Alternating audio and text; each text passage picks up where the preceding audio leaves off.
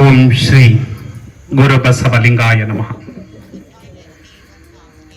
ಶ್ರೀ ಗುರುವೆ ದೀಕ್ಷಾ ಗುರುವೆ ಶಿಕ್ಷಾ ಗುರುವೆ ರಕ್ಷಾ ಗುರುವೆ ಸರ್ವಾಗಮುಕ್ತ ಕಳಾ ಗುರುವೆ ಶಿವಯೋಗ ಧರ್ಮಾರ್ಥ ಭೋಗ ಗುರುವೆ ತ್ಯಾಗ ಗುರುವೆ ಸುಧೀ ಗುರುವೆ ವಾಚಾ ಗುರುವೆ ಭವರೋಗ ಹರ ಶರಣಾಗು ಬಸವ ಮಹಾ ಗುರುವೆ ಯಮಗೆ ಬಸವ ಮಹಾ ಗುರುವೆ ಯಮಗೆ. ಭೀಮಕವಿ ಬಸವ ಪುರಾಣದಲ್ಲಿ ಕರ್ನಾಟಕದ ಸಾಂಸ್ಕೃತಿಕ ನಾಯಕ ವಿಶ್ವಗುರು ಜಗಜ್ಯೋತಿ ಬಸವೇಶ್ವರರನ್ನ ಸ್ಮರಿಸಿರುವಂತಹ ಈ ಒಂದು ಸಾಲುಗಳನ್ನ ಸ್ಮರಿಸಿ ಈ ದಿನ ಜಗಜ್ಯೋತಿ ಬಸವೇಶ್ವರರ ದೇವಸ್ಥಾನ ಸಮಿತಿ ವತಿಯಿಂದ ನಿರಂತರವಾಗಿ ನಡೆಯುತ್ತಿರುವಂತಹ ಈ ಒಂದು ಪ್ರವಚನ ಮಾಲಿಕೆಯಲ್ಲಿ 5ನೇ ದಿನ ಕಾರ್ಯಕ್ರಮದಲ್ಲಿ ನಾವು ನೀವೆಲ್ಲ ಒಂದಾಗಿದ್ದೇವೆ. ಯಾಕೆ? ಮನೆಯಲ್ಲಿ ಅನೇಕ ಕೆಲಸಗಳಿದೆ, ಅನೇಕ ಒತ್ತಡಗಳು ಕೂಡ ಇದೆ. ಆದ್ರೂ ಕೂಡ ಈ ಸಂದರ್ಭದಲ್ಲಿ ಇಷ್ಟೊಂದು ಜನ ನಾವೆಲ್ಲ ಬಂದಿದ್ದೇವೆ ಅಂದ್ರೆ ಅದಕ್ಕೆ ಕಾರಣ ಇರಬೇಕಲ್ಲ. ಊಟ ಮಾಡ್ತೀವಿ. ಊಟ ಏಕೆ ಮಾಡ್ತೀವಿ ಅಂದ್ರೆ ಪ್ರತಿದಿನ ನಾವು ಚೇತೋಹಾರಿಯಾಗಿ ಓಡಾಡಬೇಕು, ದಿನನಿತ್ಯದ ಕೆಲಸವನ್ನ ಚೆನ್ನಾಗಿ ಮಾಡಬೇಕು ಅನ್ನೋ ಒಂದು ಸದುದ್ದೇಶದಿಂದ ಪ್ರತಿದಿನ ಊಟವನ್ನ ಮಾಡ್ತೇವೆ. ಹಾಗೆ ಇವತ್ತು ಬಸವ ಜಯಂತಿ ಕಾರ್ಯಕ್ರಮದಲ್ಲಿ 5 ದಿನ ನಿರಂತರವಾಗಿ ನಾವು ಭಾಗವಹಿಸ್ತಾ ಇದ್ದೀವಿ ಅಂದ್ರೆ ಅದಕ್ಕೂ ಒಂದು ಕಾರಣ ಇರಬೇಕಲ್ಲ. ನಮ್ಮ ಜಗದೀಶ್ ಅಣ್ಣವರು ಮತ್ತು ಅಲ್ಲಿನ ಎಲ್ಲ ಪದಾಧಿಕಾರಿಗಳು, ಈ ಜಗಜ್ಯೋತಿ ಬಸವೇಶ್ವರ ಟ್ರಸ್ಟ್ನ ಎಲ್ಲರೂ ಮತ್ತು ಈ ಕಾರ್ಯಕ್ರಮವನ್ನ ಯಶಸ್ವಿಯಾಗಿ ನಡ್ಕೊಂಡು ಬರ್ತಾ ಇದ್ದಾರೆ ಅಂದ್ರೆ ಅದಕ್ಕೆ ಕಾರಣ ಬೇಕಲ್ಲ. ಅದಕ್ಕೆ ನಮ್ಮ ಚಿನ್ಮಯ ಜ್ಞಾನಿ ಚನ್ನ ಬಸವಣ್ಣವರು ಅಂದ್ರೆ ಬಸವಣ್ಣವರ ಅಕ್ಕ ನಾಗಲಾಂಬಿಕೆಯವರ ಸುಪುತ್ರ ಅವರು ಚಿನ್ಮಯ ಜ್ಞಾನಿ ಚನ್ನ ಬಸವಣ್ಣ ಅಂತ ಅವ್ರು ಹೇಳ್ತಾರೆ, ಮಂಡೆ ಮಾಸಿದಡೆ ಮಹಾಮಜ್ಜನವ ಮಾಡುವುದು, ವಸ್ತ್ರ ಮಾಸಿದಡೆ ಮಡಿವಾಳರಿಗಿಕ್ಕುವುದು, ಮನದ ಮೈಲಿಗೆಯ ತೊಳೆಯಬೇಕಾದರೆ ಕೂಡಲ ಚನ್ನ ಸಂಗನ ಶರಣರ ಅನುಭವ ಮಾಡುವುದು ಅಂತ ಹೇಳ್ತಾರೆ. ಅರ್ಥ ಆಯ್ತು ಅಂತ ಅನ್ಕೊಂಡಿದ್ದೇನೆ. ತಲೆ ಕೊಳೆಯಾಗುತ್ತೆ. ತಲೆ ಕೊಳೆಯಾದಾಗ ಏನ್ ಮಾಡ್ತೀವಿ? ಶಾಂಪನ್ನ ಹಾಕೊಂಡು ಸೋಪನ್ನ ಹಾಕೊಂಡು ಹಾಕೊಂಡು ಸ್ನಾನವನ್ನ ಮಾಡ್ತೀವಿ. ಆಗ ತಲೆ ಕೊಳೆ ಹೋಗುತ್ತೆ. ವಸ್ತ್ರ ಮಾಸಿದಡೆ ಮಡಿವಾಳರಿಗೆ ಇಕ್ಕುವುದು. ನಮ್ಮ ಬಟ್ಟೆ ಕೊಳೆ ಆಗುತ್ತೆ. ಮೊದ್ಲಾರು ಮಡಿವಾಳರಿಗೆ ಕೊಡ್ತಾ ಇದ್ದೀವಿ, ಈಗೆಲ್ಲ ವಾಷಿಂಗ್ ಮೆಷಿನ್ ಇದೆ, ಎಲ್ಲ ಇದೆ. ಅದರಲ್ಲಿ ನಾವೇನ್ ಮಾಡ್ತೀವಿ? ಸ್ವಚ್ಛ ಕೊಡಿಸ್ಕೊತೀವಿ, ಬಟ್ಟೆ ಸ್ವಚ್ಛ ಆಗುತ್ತೆ. ಆದ್ರೆ ಮನಸ್ಸು ಮೈಲಿಗೆ ಆಗುತ್ತಲ್ಲ. ಬೆಳಗಿನ ಪ್ರಪಂಚ, ನೋಡಬಾರದನ್ನ ನೋಡ್ತೀವಿ, ಕೇಳಬಾರದನ್ನ ಕೇಳ್ತೀವಿ. ಈ ನೋಡಬಾರದನ್ನ ನೋಡಿ ಕೇಳಬಾರದನ್ನ ಕೇಳಿದಾಗ ನಮ್ಮ ಮನ ಮೈಲಿಗೆ ಆಗುತ್ತೆ. ಈ ಮನ ಮೈಲಿಗೆಯನ್ನ ಹೋಗ್ಲಾಡಿಸ್ಕೊಳ್ಬೇಕಾದ್ರೆ ಕೂಡಲ ಚನ್ನ ಸಂಗನ ಶರಣರ ಅನುಭವ ಮಾಡುವುದು ಅಂತ ಹೇಳ್ತಾರೆ. ಅಂದ್ರೆ ಶರಣರ ಅನುಭವದ ನುಡಿಗಳನ್ನ ಕೇಳಿದಾಗ ನಮ್ಮ ಮನದ ಮೈಲಿಗೆ ಹೋಗುತ್ತೆ ಅಂತ. ಇವತ್ತು ನೀವೆಲ್ಲ ಭಾಗವಹಿಸಿದ್ದೀರಲ್ಲ, ನಮಗೆ ಗೊತ್ತೇನೋ ಗೊತ್ತಿಲ್ಲದೇನೋ ಕೆಟ್ಟ ಅಂಶಗಳು ನಮ್ಮ ಕಿವಿಗೆ ಬಿದ್ದಿರುತ್ತೆ, ಕಣ್ಣಿಗೆ ಬಿದ್ದಿರುತ್ತೆ. ಇವೆಲ್ಲವನ್ನ ಹೋಗಲಾಡಿಸುವಂತಹ ಕಾರ್ಯಕ್ರಮವೇ ಈ ಜಗಜ್ಯೋತಿ ಬಸವೇಶ್ವರ ದೇವಸ್ಥಾನದ ವತಿಯಿಂದ ನಡೆಯುತ್ತಿರುವಂತಹ ಈ ಒಂದು ಪ್ರವಚನ ಮಾಲಿಕೆ ಅಂತ ನಾನಾದ್ರೂ ಭಾವಿಸ್ತೇನೆ. ಬಂಧುಗಳೇ, ಇದು ವಿಶೇಷವಾದಂತಹ ಕಾರ್ಯಕ್ರಮ. ಹೆಚ್ಚಿನ ಮಹಿಳೆಯರಿದ್ದೀರಾ, ಹಾಗೆ ಪುರುಷರು ಇದ್ದೀರಾ. ಎಲ್ಲರೂ ಕೂಡ ಒಂದೇ ರೀತಿಯ ಸಮಾನತೆಯನ್ನ ಕೊಟ್ಟಂತಹ ವಿಶ್ವದಲ್ಲಿ ಯಾರಾದರೂ ಪ್ರಥಮ ಪುರುಷರಿದ್ದಾರೆ ಅಂದ್ರೆ ಅದು ವಿಶ್ವಗುರು ಬಸವಣ್ಣನವರು. ಏಕೆಂದ್ರೆ ನಮ್ಮ ಈ ಒಂದು ಶರಣ ಧರ್ಮದಲ್ಲಿ ಪುರುಷರು ಎಷ್ಟು ಮಹತ್ವವನ್ನ ಹೊಂದಿದ್ದಾರೋ ಅಷ್ಟೇ ಮಹಿಳೆಯರು ಕೂಡ ಮಹತ್ವವನ್ನು ಹೊಂದಿದ್ದಾರೆ. ಪುರುಷರು ಕೂಡ ಇಷ್ಟಲಿಂಗವನ್ನ ಧರಿಸ್ತೇವೆ, ಮಹಿಳೆಯರು ಕೂಡ ಇಷ್ಟಲಿಂಗವನ್ನ ಧರಿಸ್ತೇವೆ. ಬಸವಣ್ಣನವರು ಬಸವನ ಬಾಗೇವಾಡಿಯಲ್ಲಿ ಜನಿಸ್ತಾರೆ. ಜನಿಸಿದಾಗ ಬಾಲಕನಾಗಿರುವಾಗಲೇ ಅವರ ಒಂದು ವಿಶೇಷ ಪ್ರಭೆ ಸಮಾಜವನ್ನ ನೋಡ್ತಾ ನೋಡ್ತಾ ಈ ಸಮಾಜಕ್ಕೆ ಏನಾದ್ರೂ ನಾನು ಕೊಡುಗೆಯನ್ನ ಕೊಡಬೇಕು, ಸಮಾಜದಲ್ಲಿ ಏನಾದ್ರೂ ಬದಲಾವಣೆಯನ್ನ ಮಾಡಬೇಕು ಅನ್ನೋದು ಅವರ ತಲೆಯಲ್ಲಿ ಹುಟ್ಟುತ್ತೆ. ಬಾಲಕ 7-8 ವರ್ಷದ ಹುಡುಗ ಆ 7-8 ವರ್ಷದ ಹುಡುಗ ಏನ್ ಮಾಡ್ತಾ ಇದ್ದಾನೆ, ಮನೆಯಲ್ಲಿ ಆಟ ಆಡ್ತಾ ಇದ್ದಾನೆ. ಆಟ ಆಡಬೇಕಾದ್ರೆ ಆ ದಿನ ಒಂದು ಹಬ್ಬ. ಅವರ ತಂದೆ ತಾಯಿ ಗೊತ್ತಿದ್ದಾರೆ, ಮಾದರಸ ಮತ್ತು ಮಾದಲಾಂಬಿಕೆ. ಆ ಹಬ್ಬ ನಡೀತಾ ಇದೆ.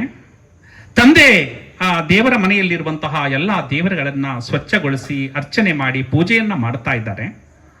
ಅಮ್ಮನ್ನ ಕೇಳ್ತಾನೆ, ಅಮ್ಮ ನನಗೆ ದಾಹ ಆಗ್ತಾ ಇದೆ, ನೀರನ್ನ ಕೊಡಮ್ಮ ಅಂತ. ಬಸವಣ್ಣವರು, ಬಸವರಸ ಅಂತ ಮಗುವಿನ ಹೆಸರು, ಬಸವರಸ ಕೇಳ್ತಾ ಇದ್ದಾರೆ. ಅಪ್ಪ ಪೂಜೆ ಮಾಡಿಬಿಡ್ತಾ ಇದ್ದಾರೆ. ಆ ಪೂಜೆ ಮುಗಿಲಿ, ನಿನಗೆ ನೀರನ್ನ ಕೊಡ್ತೀನಿ ಇರಪ್ಪ. ಅಪ್ಪ ಪೂಜೆ ಮಾಡ್ಕೊಂಡು ಹೋಗ್ತಾ ಇದ್ದಾರೆ. ಒಂದೊಂದನ್ನು ಕೂಡ ಅರ್ಚನೆ ಮಾಡ್ತಾ ಇದ್ದಾರೆ, ಪೂಜೆ ಮಾಡ್ತಾ ಇದ್ದಾರೆ. 1.5 ಗಂಟೆ 2 ಗಂಟೆ ಸಮಯ ಅದು ಹಿಡಿತಾ ಇದೆ. ಆದ್ರೆ ಯಾರಿಗೂ ಕೂಡ ಪ್ರಸಾದವನ್ನು ಕೊಟ್ಟಿಲ್ಲ, ನೀರನ್ನು ಕೊಟ್ಟಿಲ್ಲ. ಆಗ ಮತ್ತೆ ಬರ್ತಾನೆ. ಆ ಮಗುಗೆ ಹಸಿವಾಗುತ್ತೆ, 9-9:30 ಆಗುತ್ತೆ, ಹಸಿವಾಗುತ್ತೆ. ಅಮ್ಮ ತುಂಬಾ ಹಸಿವಾಗ್ತಾ ಇದೆ ಅಮ್ಮ, ಊಟವನ್ನ ಕೊಡಮ್ಮ ಅಂದಾಗ, ಇನ್ನೇನು ಪೂಜೆ ಮುಗಿತೀರಪ್ಪ ಕೊಡ್ತೀನಿ.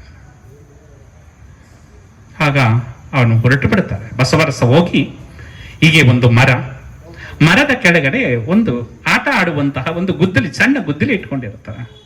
ಅದರಲ್ಲಿ ಹೋಗಿ ಒಂದು ಕಡೆ ಒಂದು ಹರಿದಾಡಿ, ಇನ್ನೊಂದು ಕಡೆ ಒಂದು ಹರಿದಾಡಿ, ಇನ್ನೊಂದು ಕಡೆ ಹರಿದಾಡಿ, ಹಿಂಗೆ ಆಳವಾಗಿ ಬಾವಿಯನ್ನ ತೆಗಿತಾ ಇದ್ದಾರೆ. ಪೂಜೆ ಎಲ್ಲ ಆಗುತ್ತೆ. ಮಾದರಸ ಬರ್ತಾರೆ. ಎಲ್ಲಿ ಬಸವರಸ, ನಮ್ಮ ಮಗ ಎಲ್ಲಿ ಅಂದಾಗ, ಎಲ್ಲೋ ಇಲ್ಲೇ ಆಟ ಆಡ್ತಾ ಇರ್ಬೋದು ಅಂತ ಅಂತಾರೆ. ಹೊರಗಡೆ ನೋಡ್ತಾರೆ. ಇಬ್ರು ಹೋಗಿ ಅಲ್ಲಿ ನೋಡಿದಾಗ ಆ ಮರದ ಕೆಳಗಡೆ ಗುಂಡಿಯನ್ನ ತೆಗಿತಾ ಇರ್ತಾರೆ ಬಸವರಸ. ಬಸವರಸ ಏನ್ ಮಾಡ್ತಾ ಇದೀಯ ಅಂದಾಗ, ಅಪ್ಪ ಅಮ್ಮನ್ನ ದಾಹ ಅಂತ ನೀರನ್ನ ಕೇಳದೆ, ನೀರನ್ನ ಕೊಡ್ಲಿಲ್ಲ, ಅದಕ್ಕೆ ನಾನು ಬಾವಿಯನ್ನ ತೆಗಿತಾ ಇದ್ದೀನಿ. ಅಯ್ಯೋ ಪೆದ್ದ, ಒಂದೇ ಗುಂಡಿಯನ್ನ ಆಳವಾಗಿ ತೆಗೆದರೆ ಅಲ್ಲಿ ನೀರು ಬರುತ್ತೋ ಹೊರತು, ಒಂದು ಕಡೆ ಹರಿದಾಡಿ, ಇನ್ನೊಂದು ಕಡೆ ಹರಿದಾಡಿ, ಇನ್ನೊಂದು ಕಡೆ ಹರಿದಾಡಿ, ಹಿಂಗೆ ಬಾವಿಯನ್ನ ತಗೊಂಡೋದ್ರೆ ಹೇಗ್ ನೀರು ಬರುತ್ತೆ ಅಂತ ಆ ತಂದೆ ಮಗನ್ನ ಪ್ರಶ್ನೆ ಮಾಡ್ತಾರೆ. ಹೌದಪ್ಪ, ಅಪ್ಪ ನೀನು ಎಲ್ಲಾ ದೇವರುಗಳನ್ನ ಇಟ್ಕೊಂಡಿದೀಯ, ಎಲ್ಲಾ ದೇವರುಗಳನ್ನು ಪೂಜೆ ಮಾಡಿದಾಗ ನಿನ್ನ ನಿಷ್ಠೆ ಯಾವ ಕಡೆ? ಅಂದ್ರೆ ಏಕ ದೇವತೋಪಾಸನೆಯ ಒಂದು ಅಂಶವನ್ನ 8ನೇ ವರ್ಷದಲ್ಲಿಯೇ ತಂದೆಗೆ ಹೇಳುವುದರ ಮುಖಾಂತರ ಅಷ್ಟೊಂದು ಅವರು ಒಂದು ಆಧ್ಯಾತ್ಮಿಕ ಹಂತದಲ್ಲಿ ಒಂದು ಪರಮೋಚ್ಚ ಸ್ಥಿತಿಯನ್ನ ತಲುಪಿರ್ತಾರೆ ಆ ಬಾಲಕನಿರುವಾಗಲೇ ಬಸವಣ್ಣವರು. ಹೀಗೆ ನಡೆಯುತ್ತೆ. ಇನ್ನೊಂದು ವರ್ಷ 2 ವರ್ಷ ನಡೆಯುತ್ತೆ. ಅವರಿಗೆ ಉಪನಯನ ಸಂಸ್ಕಾರ ಬರುತ್ತೆ. ಬ್ರಾಹ್ಮಣ ಧರ್ಮದಲ್ಲಿ ಹುಟ್ಟಿದ್ದವರು. ಉಪನಯನ ಸಂಸ್ಕಾರ ಬಂದಾಗ ಎಲ್ಲ ತುಂಬಾ ಮನೆಯಲ್ಲೆಲ್ಲ ಆ ಹಬ್ಬದ ವಾತಾವರಣ ಎಲ್ಲ ಬಂದಿದ್ದಾಗ ಬಾಪ ನಿನಗೆ ಉಪನಯನವನ್ನ ಮಾಡಿಸ್ಬೇಕು ಅಂತ ಹೇಳ್ತಾರೆ. ಅವರಿಗಿಂತ ಹಿರಿಯದಾದಂತಹ ಅಕ್ಕ ನಾಗಲಾಂಬಿಕೆ ಇರ್ತಾರೆ, ನಾಗಮ್ಮೆ ಇರ್ತಾರೆ. ಮೊದಲು ನನ್ನ ಅಕ್ಕನಿಗೆ ಸಂಸ್ಕಾರವನ್ನ ಕೊಡಿ, ಅವರಿಗೆ ಮೊದಲು ಉಪನಯನವನ್ನ ಮಾಡಿಸಿ ಅಂದಾಗ, ಹೆಣ್ಣು ಮಕ್ಕಳು ಪೂಜೆಗೆ ಅನರ್ಹ, ಸಂಸ್ಕಾರಕ್ಕೆ ಅನರ್ಹ ಅಂತ ಹೇಳ್ತಾರೆ. ಹಾಗಾದ್ರೆ ಅಕ್ಕನಿಗಿಲ್ಲದ ಜನಿವಾರ ನನಗೂ ಬೇಡ ಅಂತ ಹೇಳಿ ಅವರು ಆ ಒಂದು ಬಸವನ ಬಾಗೇವಾಡಿಯನ್ನ ಬಿಟ್ಟು ಕೂಡಲ ಸಂಗಮಕ್ಕೆ ಹೊರಟು ಬಿಡುತ್ತಾರೆ. ಕೂಡಲ ಸಂಗಮದಲ್ಲಿ ಅವರು ಕುಳಿತುಕೊಂಡು ಅಲ್ಲಿ ಪರಿಸರವನ್ನ ನೋಡಿ, ಕೊನೆಗೆ ಅಲ್ಲಿ ನೋಡಿರ್ಬೋದು, ಕೂಡಲ ಸಂಗಮ ಸ್ಥಳವನ್ನ ನೋಡ್ತಾ ಇದ್ರೆ 2 ಕಣ್ಣುಗಳು ಸಾಲದು. ಅಂತಹ ಒಂದು ಪ್ರಶಾಂತವಾದಂತಹ ವಾತಾವರಣ, ಪ್ರಶಾಂತವಾದಂತಹ ಪರಿಸರ. ಅಲ್ಲಿ ಒಂದು ಬಂಡೆಯ ಮೇಲೆ ಕುಳಿತುಕೊಂಡು ಇಡೀ ಪ್ರಪಂಚವನ್ನ, ಸುತ್ತ ಆಕಾಶವನ್ನ ನೋಡ್ತಾರೆ. ಆಕಾಶವನ್ನ ನೋಡುತ್ತಿದ್ದಾಗೆ ಅವರಿಗೆ ಒಂದು ತಲೆಯಲ್ಲಿ ಒಂದು ಸಾಕ್ಷಾತ್ಕಾರ ಪಡೆದಂಗಾಗುತ್ತೆ. ಆ ಸಾಕ್ಷಾತ್ಕಾರವೇ ಇಷ್ಟಲಿಂಗದ ಒಂದು ಆವಿಷ್ಕಾರ. ಆವಿಷ್ಕಾರವನ್ನ ಒಂದು ತತ್ವ ಹೊಡೆದಾಗ ನಂತರ ಆ ಕಂತೆ ಬಿಗಿಯವರ ಹತ್ರ ಮಾಡಿ ಆ ಒಂದು ಇಷ್ಟಲಿಂಗವನ್ನ ಏನ್ ಮಾಡ್ತಾರೆ, ಒಂದು ಸೃಷ್ಟಿ ಮಾಡಿಸ್ತಾರೆ, ಇಷ್ಟಲಿಂಗವನ್ನ ಮಾಡಿಸ್ತಾರೆ. ತದನಂತರ ಪ್ರಥಮವಾಗಿ ಅವರು ಇಷ್ಟಲಿಂಗವನ್ನ ಧಾರಣೆಯನ್ನ ಮಾಡಿಕೊಳ್ತಾರೆ. ಅಂದ್ರೆ ಅವರು ದೇವರನ್ನ ನಾವು ಹೋಗೋ ಅವಶ್ಯಕತೆ ಇಲ್ಲ, ನಮ್ಮಲ್ಲೇ ದೇವರನ್ನ ನಾವು ಕಾಣಬೇಕು ಅಂತ ಅವರು ಇಷ್ಟಲಿಂಗವನ್ನ ಧಾರಣೆ ಮಾಡ್ಕೋತಾರೆ. ತದನಂತರ ತನ್ನ ಅಕ್ಕನಿಗೆ ಅಲ್ಲಿ ಯಾವುದೇ ಧಾರ್ಮಿಕ ಸಂಸ್ಕಾರವನ್ನ ಕೊಡೋದಿಕ್ಕೆ ಅವರಿಗೆ ಅರ್ಹಳಲ್ಲ ಅಂತ ಹೇಳಿರ್ತಾರಲ್ಲ, ಮೊದಲು ನನ್ನ ಅಕ್ಕನಿಗೆ ಧಾರ್ಮಿಕ ಸಂಸ್ಕಾರವನ್ನ ಕೊಡ್ತೀನಿ ಅಂತ ಹೇಳಿ ಮೊದಲು ಅಕ್ಕ ನಾಗಲಾಂಬಿಕೆ ಅವರಿಗೆ ಇಷ್ಟಲಿಂಗ ದೀಕ್ಷೆಯನ್ನ ತಮ್ಮನೇ ಅಕ್ಕನಿಗೆ ಗುರುವಾಗ್ತಾರೆ. ಇದು ವಿಶ್ವದಲ್ಲೇ ವಿಶೇಷವಾದಂತಹ ಒಂದು ಅಂಶ. ತಮ್ಮ ಬಸವಣ್ಣನವರೇ ಅಕ್ಕನಿಗೆ ಗುರುವಾಗಿ ಅಕ್ಕ ನಾಗಲಾಂಬಿಕೆಯವರಿಗೆ ಇಷ್ಟಲಿಂಗವನ್ನ ಧಾರಣೆಯನ್ನ ಮಾಡ್ತಾರೆ, ಇಷ್ಟಲಿಂಗ ದೀಕ್ಷೆಯನ್ನ ಮಾಡ್ತಾರೆ. ಜಗತ್ತಿನಲ್ಲಿ ಪ್ರಥಮ ಲಿಂಗಾಯತ ಹೆಣ್ಣು ಮಗು ಯಾರಾದರೂ ಅಂದ್ರೆ ಅವರು ಅಕ್ಕ ನಾಗಲಾಂಬಿಕೆ. ಇದು ನಮ್ಮ ತಲೆಯಲ್ಲಿ ಅಲ್ಲಿಂದ ಪ್ರಾರಂಭ ಆಯಿತು. ಅಂದ್ರೆ ಈ ಹೆಣ್ಣು ಸಂತಾನಕ್ಕೆ, ಹೆಣ್ಣು ಕುಲಕ್ಕೆ ಪ್ರಥಮವಾಗಿ ಇಷ್ಟಲಿಂಗವನ್ನು ಕೊಡುವುದರ ಮುಖಾಂತರ ಎಲ್ಲರೂ ಕೂಡ ಪುರುಷ ಮತ್ತು ಮಹಿಳೆ, ಪುರುಷ ಮೇಲಲ್ಲ ಹೆಣ್ಣು ಕೀಳಲ್ಲ, ಇಬ್ಬರು ಕೂಡ ಸರಿಸಮಾನರು ಅನ್ನುವ ಒಂದು ತತ್ವವನ್ನ ಈ ಒಂದು ಅಂಶದಿಂದ ನಾವು ತಿಳ್ಕೊಳ್ಬಹುದು. ಹೀಗೆ ಬಸವಣ್ಣನವರು ಕೂಡಲ ಸಂಗಮದಲ್ಲಿದ್ದು ತದನಂತರ ಅವರು ಮಾಂಡಲಿಕನಾಗಿ ಎಲ್ಲಿಗೆ ಹೋಗ್ತಾರೆ? ಮಂಗಳ ಬೇಡಕ್ಕೆ ಹೋಗ್ತಾರೆ. ಬಿಜ್ಜಳ ಅಲ್ಲಿ ಸಾಮಂತನಾಗಿರ್ತಾನೆ. ತದನಂತರ ಆ ಬಿಜ್ಜಳ ಬಸವ ಕಲ್ಯಾಣ ಕೇಳಿರ್ಬೋದು, ಬಸವ ಕಲ್ಯಾಣ ಅಂತ ಅವರ ಕಾಯಕ ಕ್ಷೇತ್ರ ಅದು. ಅಲ್ಲಿಗೆ ಬಂದು ಬಿಜ್ಜಳ ರಾಜನಾದಾಗ ಬಸವಣ್ಣನವರನ್ನ ಕರ್ಕೊಂಡ್ಬಂದು ಅಲ್ಲಿ ಮಂತ್ರಿಯನ್ನಾಗಿ ಮಾಡಿಕೊಡ್ತಾರೆ. ಎಂತಹ ಬಸವ ಕಲ್ಯಾಣ ಅಂತ ಅದು ಮೊದಲಿದ್ದದ್ದು. ಬಸವಣ್ಣನವರ ಪ್ರಭಾವದಿಂದ ಬಸವ ಕಲ್ಯಾಣ ಆಯಿತು. ಭಾಗ್ಯವಾಡಿ ಅಂತ ಹೆಸರಿತ್ತು, ಅದು ಬಸವಣ್ಣನವರ ಪ್ರಭಾವದಿಂದ ಅದನ್ನ ಬಸವನ ಭಾಗ್ಯವಾಡಿ ಅಂತ ಕರೀತಾರೆ. ಎಲ್ಲಾ ಹೆಸರುಗಳು ಕೂಡ ಬಸವ ಬಸವ ಅಂತಾನೆ ಪ್ರಾರಂಭ ಆಗೋಯ್ತು. ಅಂದ್ರೆ ಆ ವ್ಯಕ್ತಿಯ ಒಂದು ಅಂಶ, ಮಹತ್ವ ಎಷ್ಟಿತ್ತು ಅನ್ನೋದನ್ನ ನಾವು ಅರ್ಥ ಮಾಡ್ಕೊಳ್ಬೇಕು. ಈಗಿನ ಕಾಲಘಟ್ಟದಲ್ಲೇ ನಾವು ಅನೇಕ ಗೊಂದಲಗಳಿಂದ ನಾವು ಹೊರಳಾಡ್ತಾ ಇದ್ದೀವಿ. ಆದ್ರೆ 12ನೇ ಶತಮಾನದಲ್ಲಿ 900 ವರ್ಷಗಳ ಹಿಂದೆ ಅಂತಹ ಒಂದು ಅಂಧಕಾರ ಸಮಾಜದ ವಿರುದ್ಧ ಹೋರಾಡಿ ಪ್ರತಿಯೊಬ್ಬರಿಗೂ ಕೂಡ ಒಂದು ವಿಶೇಷವಾದಂತಹ ಇಷ್ಟಲಿಂಗ ತತ್ವವನ್ನು ಆವಿಷ್ಕಾರ ಮಾಡಿದ್ರಲ್ಲ, ಅದನ್ನ ನೆನ್ಕೊಳ್ಳೋದಕ್ಕೆ ರೋಮಾಂಚನ ಆಗತ್ತೆ. ಅಲ್ಲಿ ಬಸವಣ್ಣನವರು ಮಹಾಮಂತ್ರಿ ಆಗಿರೋದರ ಜೊತೆಗೆ ಕಾಯಕದ ಜೊತೆಗೆ ಈ ಒಂದು ಧರ್ಮವನ್ನು ಕೂಡ ಬೆಳೆಸ್ಕೊಂಡು ಹೋಗ್ತಾರೆ ಒಟ್ಟೊಟ್ಟೆಯಾಗಿ. ಅಲ್ಲಿ ಕಾಯಕ, ಇಲ್ಲಿ ಒಂದು ಧರ್ಮ, ಎರಡನ್ನು ಕೂಡ ಒಂದೇ ನಿಟ್ಟಿನಲ್ಲಿ ಬೆಳೆಸ್ಕೊಂಡು ಹೋಗ್ತಾರೆ. ಬೆಳೆಸ್ಕೊಂಡು ಹೋದಾಗ ಬಸವಣ್ಣನವರು ಒಂದು ಕಾಯಕ, ಪ್ರತಿಯೊಬ್ಬರು ಕೂಡ ಕಾಯಕವನ್ನ ಮಾಡಬೇಕು. ಮತ್ತೊಂದು ದಾಸೋಹ, ನಾವು ಉಣ್ಣಬೇಕು, ನಾವು ದುಡಿಯಬೇಕು, ದುಡಿದದ್ರಲ್ಲಿ ನಾವೇ ಉಣ್ಣಬೇಕು, ಉಳಿದದ್ರಲ್ಲಿ ಸ್ವಲ್ಪವನ್ನ ಹಂಚಬೇಕು ಅಂತ, ಅದೇ ದಾಸೋಹ. ನಾವು ದುಡಿಯಬೇಕು ಅನ್ನೋದು ಕಾಯಕ, ದುಡಿದದ್ರಲ್ಲಿ ಸ್ವಲ್ಪವನ್ನ ಸಮಾಜಕ್ಕೆ ಹಂಚಬೇಕು ಅನ್ನೋದು ದಾಸೋಹ. ಇದು ವಿಶೇಷವಾಗಿರುತ್ತೆ. ಈ ಒಂದು ಸಂದರ್ಭದಲ್ಲಿ ಬಸವಣ್ಣನವರು ಅನುಭವ ಮಂಟಪ ಅಂತ ರಚನೆ ಮಾಡ್ತಾರೆ. ಅನುಭವ ಮಂಟಪ ಅಂದ್ರೆ ಹೀಗೆಲ್ಲ ಕುಳಿತಿದ್ದಾರಲ್ಲ, ಹೀಗೆ ಅಲ್ಲಮ್ಮ ಪ್ರಭು ಇಲ್ಲಿ ನಾಲ್ಕು ಕೂತಿರ್ತಾರೆ. ಈ ಕಡೆ ಚನ್ನಬಸವಣ್ಣ, ಈ ಕಡೆ ಸಿದ್ದರಾಮೇಶ್ವರರು, ಬಸವಣ್ಣವರು ಎಲ್ಲ ಕುಳಿತುಕೊಂಡು ಎಲ್ಲರೂ ಕೂಡ ಚರ್ಚೆಯನ್ನ ಮಾಡುವಂತದ್ದು. ಚರ್ಚೆ ಮಾಡಿ ಈಗಲೂ ಕೂಡ 33% ಮಹಿಳೆಯರಿಗೆ ವಿಧೇಯಕವನ್ನ ಮಂಡನೆ ಮಾಡಕ್ ಹೋಗ್ತಾರೆ, ಅದರಲ್ಲಿ ಫೇಲ್ ಆಗ್ತಾ ಇದ್ದಾರೆ. ಯಾವಾಗ 21ನೇ ಶತಮಾನದಲ್ಲಿದ್ದೇವೆ, 33% ಮಹಿಳೆಯರಿಗೆ ಪ್ರಾತಿನಿಧ್ಯವನ್ನ ಕೊಡಬೇಕು ಅಂದಾಗ ಏನ್ ಮಾಡಿದ್ರು, ಬೇರೆಯವರು ಅದನ್ನ ಫೇಲ್ ಮಾಡಿದ್ರು. ಆದ್ರೆ ಬಸವಣ್ಣನವರು 12ನೇ ಶತಮಾನದಲ್ಲೇ 33 ಮಹಿಳೆಯರು ವಚನವನ್ನ ರಚನೆ ಮಾಡ್ತಾರೆ. ಅಂದ್ರೆ ಎಂತಹ ಮಹಾತ್ಮ, ಎಂತಹ, ಅದಕ್ಕೆ ಅವರನ್ನ ಜಗಜ್ಯೋತಿ ಅಂತ ಕರೆಯೋದು, ವಿಭೂತಿ ಪುರುಷ ಅಂತ ಅದಕ್ಕೆ ಕರೀತಾರೆ. ಹಾಗೆ ಪ್ರಾರಂಭವಾದಂತಹ ಬಸವಣ್ಣನವರ ಅನುಭವ ಮಂಟಪಕ್ಕೆ ಈ ಕಡೆ ಶಿವಮೊಗ್ಗ ಹೋಗಿದ್ದೀರಾ ಅಂತ ಅನ್ಕೊಂಡಿದ್ದೇನೆ. ಅಲ್ಲಿ ಉಡುತಡಿ ಅಂತ ಇದೆ. ಉಡುತಡಿ ಅಕ್ಕ ಮಹಾದೇವಿಯವರ ಜನ್ಮಸ್ಥಳ. ಉಡುತಡಿಯಿಂದ ಒಂದು 3 ಕಿಲೋಮೀಟರ್ ಹೋದ್ರೆ ಬಳ್ಳಿಗಾವೆ ಅಂತ ಇದೆ. ಅಲ್ಲಿಂದ ಅಲ್ಲಮ ಪ್ರಭುಗಳು ಹೋಗ್ತಾರೆ. ಅಲ್ಲಮ ಪ್ರಭುಗಳು ಹೋದಾಗ ಅಂತಹ ಜ್ಞಾನ ನಿಧಿಯಾದಂತಹ ಅಲ್ಲಮ ಪ್ರಭುಗಳನ್ನ ಅಲ್ಲಿ ಅನುಭವ ಮಂಟಪದ ಅಧ್ಯಕ್ಷರನ್ನಾಗಿ ಮಾಡ್ತಾರೆ. ಅಧ್ಯಕ್ಷರನ್ನಾಗಿ ಮಾಡಿದಾಗ ಒಟ್ಟು 770 ಅಮರ ಗಣಗಳು ಅನುಭವ ಮಂಟಪದಲ್ಲಿ ಇರ್ತಾರೆ. ಬಸವ ಕಲ್ಯಾಣ ನೋಡಿದ್ದೀರಾ? ಎಷ್ಟು ಜನ ನೋಡಿದ್ದೀರಾ? ಕೈ ಎತ್ತಿ ದಯಮಾಡಿ. ಒಬ್ರೇನ ದಯಮಾಡಿ. ನಮ್ಮ ಲಿಂಗಾಯತರಾದವರು ಶರಣ ಕ್ಷೇತ್ರ, ಧನ್ಯವಾದಗಳು ಶರಣಾರ್ಥಿಗಳು ಅಕ್ಕ ನಿಮ್ಗೆ ಬಸವ ಕಲ್ಯಾಣ ನೋಡಿರೋದಕ್ಕೆ. ನಾವು ಬೇರೆ ಸ್ಥಳವನ್ನ ನೋಡಿ, ನಾನು ನೋಡಿಬೇಡ ಅಂತ ಹೇಳೋದಿಲ್ಲ. ನಮ್ಮ ಲಿಂಗಾಯತ ಕ್ಷೇತ್ರಗಳಾದಂತಹ ಬಸವಣ್ಣನವರ ಜನ್ಮಸ್ಥಳವಾದಂತಹ ಬಸವನ ಬಾಗೇವಾಡಿ, ಬಸವಣ್ಣನವರ ಕಾಯಕ ಭೂಮಿಯಾದಂತಹ ಬಸವ ಕಲ್ಯಾಣ, ಬಸವಣ್ಣನವರ ಐಕ್ಯ ಸ್ಥಳವಾದಂತಹ ಕೂಡಲ ಸಂಗಮ ನೀವು ನೋಡಿದ್ದೀರಾ? ಈ 3 ಸ್ಥಳಗಳನ್ನು ನೋಡಿದ್ರೆ ಮಾತ್ರ ಸರಿ.